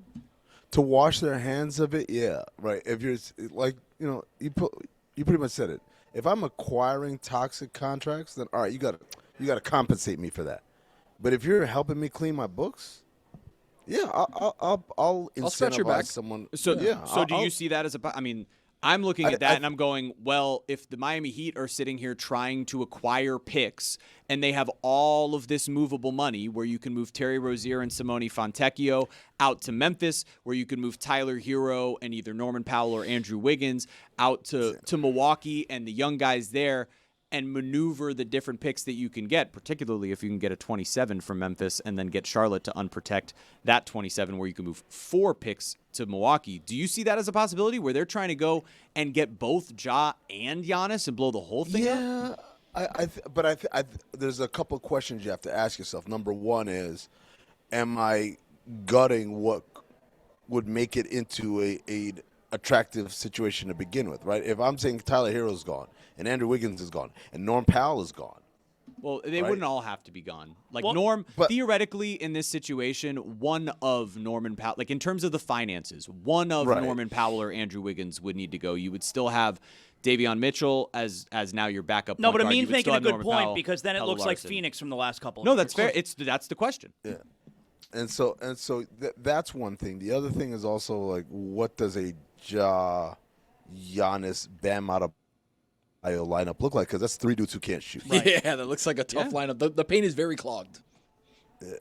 You look like basically like the Memphis Grizzlies from like 2015 or whatever. So you got to find out, how do we make this so that there's still something that's feasible to work with. The problem with Ja right now, moving Ja, is that everyone who would be interested in Ja is also in the Giannis sweepstakes.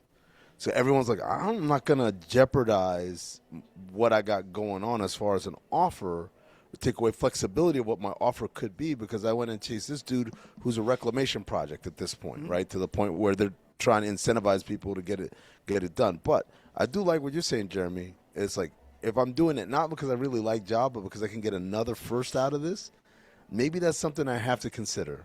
The chat is saying that Amin has that pillow talk voice going right now. I'm in a hotel lobby. There's 8 million people here, and I'm not trying to be like yelling and da-da-da-da, like, because I know what's happening, y'all. I know what's happening. First off, happy Black History Month reminder. My boy, it's something in there right now. Something is sitting around. Something that's very beautiful is in arm's reach. Lost connection? Man, I wish. I wish. It is. It's the you know what back there. It's the alcohol in the back. Some dude just planted. You see that? I don't know what it is. Is it a camera? Is it a light? I don't know what it is. But he planted that right by me and just walked away. I don't know. Maybe we're all shooting in the same area right here.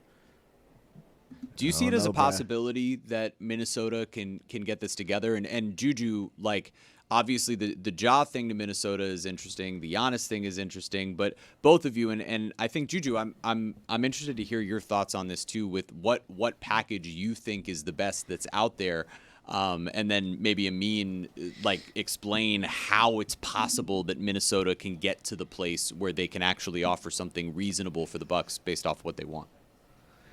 Bruh, to me, I feel like what Miami has to offer is the one, if I'm the Bucks. You did? Because everybody who Miami is offering has potential to kind of be a star or at least a great at their position, great at what they do. You did, because Tyler Hero, Bam, I don't think you should play with Bam, but at the same time, Larson, the whole roster is outstanding. I know Golden State, to me, goofy. I don't know who they paid in the internet lands to be pushing that they still got good faith bets going on or whatever, trades. I don't believe them at all. Get Golden State the hell up out of here. I don't want any of them old-ass knees on my team. And the only thing that was going good for y'all, you put a fire in Kuminga. Unfortunately, that fire went out game 2 and went on somebody's ankle. You did? And so, sorry, I don't want nobody from over there. I mean. So Golden State is interesting because their thing is centered around, we give you Kuminga. There's your young player. We'll give you picks. There's your picks. And then I think what Golden State can do that a lot of teams can't is say, I'll take some bad contracts back. And this is where it gets interesting. Everyone's saying Draymond. I keep going back to that, man. I'd trade Jimmy in a heartbeat if I'm Golden State. If it's like, I'll take Miles Turner contract off your hands or whatever. I'll make it happen, whatever it takes, right? From what Juju said about Miami, I think out of all the teams we've talked about, Minnesota, Golden State, I guess you could throw Atlanta in that mix as well. Miami has the most young guys you could get excited about, right? But does a team coming with a bunch of picks change that math, right? If Minnesota can somehow maybe get 2 firsts for Naz Reid, like is that more interesting? Minnesota get 2 firsts for Naz Reid? I mean, how do you think that works? I mean, like, I love Naz Somebody Reid, bites for but Naz. Man, 2 firsts. That's interesting. I mean, how does that work where, like, let's say Minnesota wants to trade Naz Reid for 2 first-round picks, and then they would use that for Giannis. Does Milwaukee say, okay, if you do this, we will make the trade? How comfortable does Minnesota have to be, or any other team for that matter, to go out, trade away player X to get the assets to then turn around and give it to Milwaukee? Like, do they have to have a guarantee that Milwaukee will do it if you do this? So rarely do you tell them how. You just say, what's it going to take? And they say, look, this is the asking price. If you can get us this, and this many picks, you've got a deal. And so then there's usually got to give some time parameter because you don't want to be just waiting. But, yeah, like that's basically, you don't tell them who I'm moving. I could get 2 for first. You don't say that. You just say, if I can get you 2 first, let's just get it done. And then maybe you talk a little bit about protections. Like, does it have to be? Can it be lottery protected first? Like those kind of conversations you got to have. But at the end of the day, you know what the deal is because we're up against this deadline that's 24 hours or so away. Someone could get into a bidding war and come up with a better deal in the meantime as you're trying to find these deals, which I think is another. And then you're stuck, which I think is another reason why you're probably going to see a deal happen in June and not tomorrow because you got more time to kind of build these things out as opposed to like doing your homework at the last minute, which is what the trade deadline pretty much is. I mean, you look at the young players, right, quote unquote blue chip prospects that Milwaukee wants, and Minnesota was going to have to move heaven and earth to even try and get close to the picks and the players and all this stuff. Is Jaden McDaniels really the guy that Milwaukee's circling and being like, that's the cornerstone of our franchise going forward for the next 10 years? Because it doesn't feel like even Minnesota had big plans like that for Jaden McDaniels. I don't think the cornerstone might be too far, but they think he's an all-star. They think he's that guy. Like, and definitely, if I were them, that'd be a name I'd be just stuck on in the same way I'd be stuck on Kel'el Ware for which one do you take, Kel'el or McDaniels? I think McDaniels because McDaniels is doing it. Like Kel'el, dude, we're sitting around thinking, is he ever gonna get it? Right. Does he understand? And McDaniels is like, no, I get it right now. He's his size allows him to guard 4 positions at an elite level. Offensively, he's gotten better. He's gotten a better shooter and all that.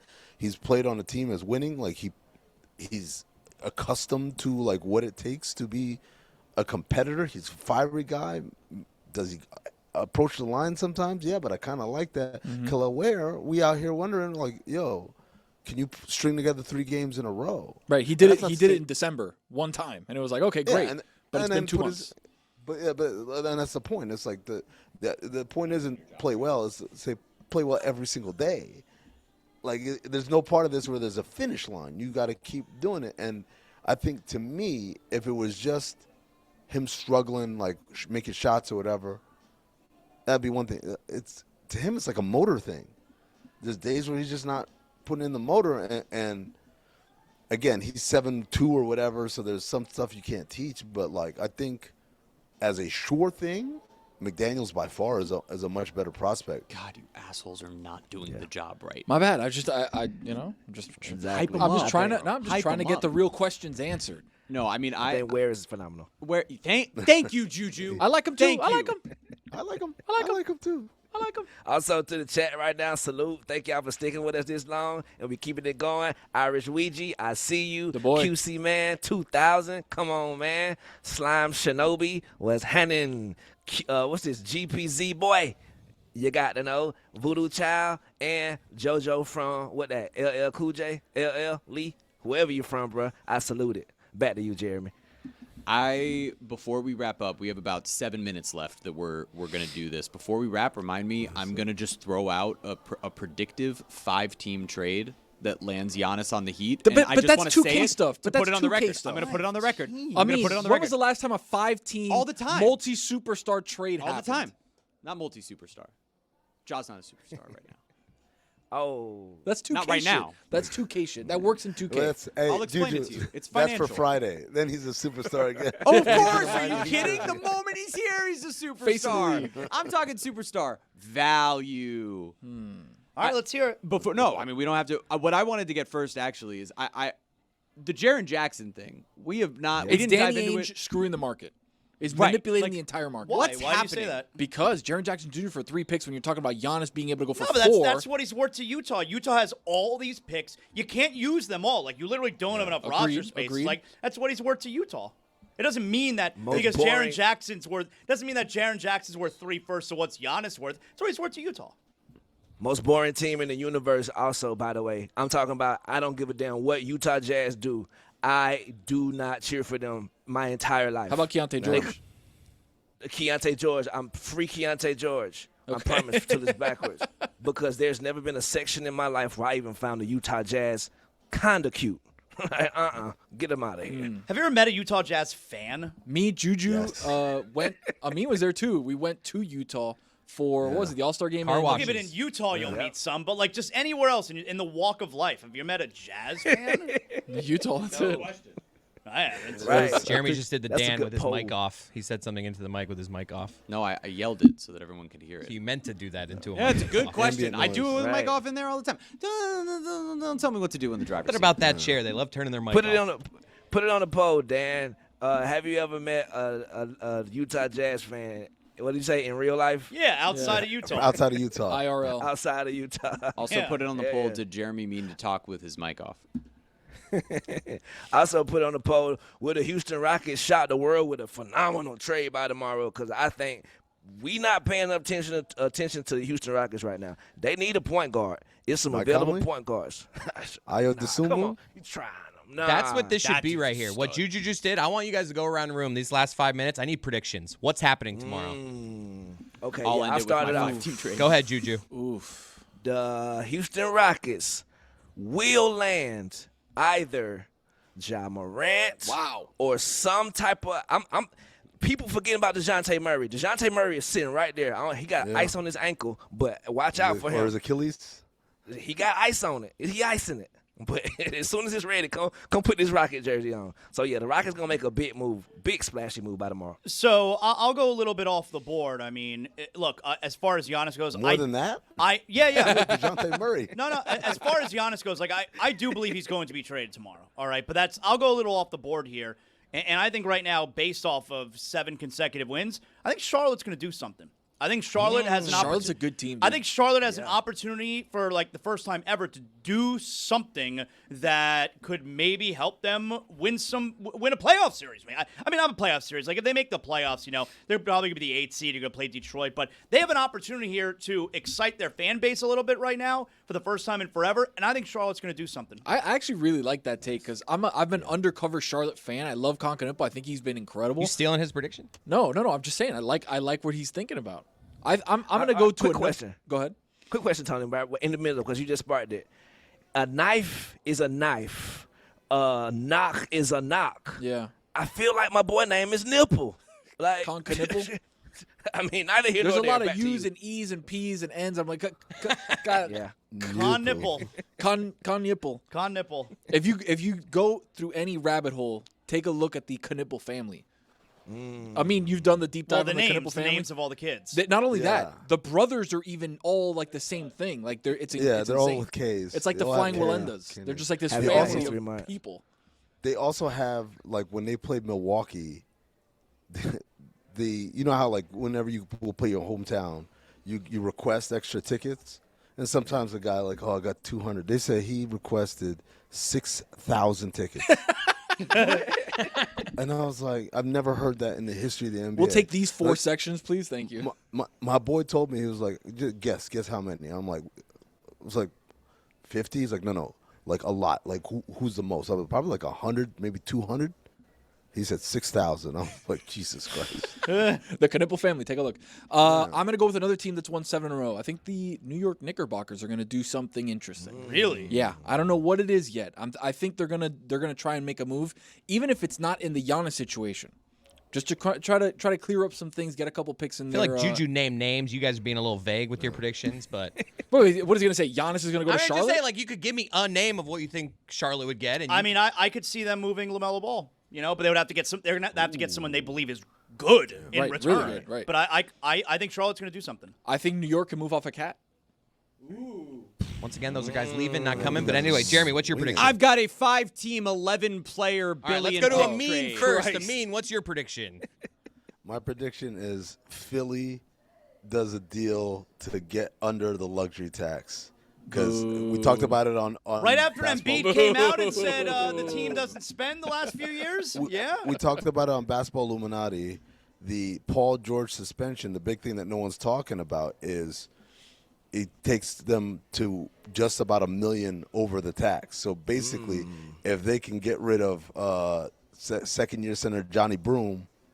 Oh, what did Johnny Broom do to you? Oh, good Come college on. player. What did Johnny Broom do to you? Trade for Johnny Dalton Broom. Connect.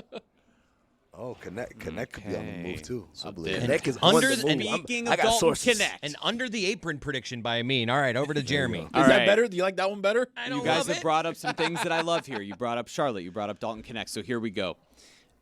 Involving 5 teams: the Miami Heat, the Milwaukee Bucks, the Los Angeles Lakers, the Memphis Grizzlies, and the Charlotte Hornets. Oh, God. In this trade, Dalton Connect gets moved to the Hornets so that the Hornets convey the 2027 first-round pick for the Heat. They unprotect it. That becomes a pick there.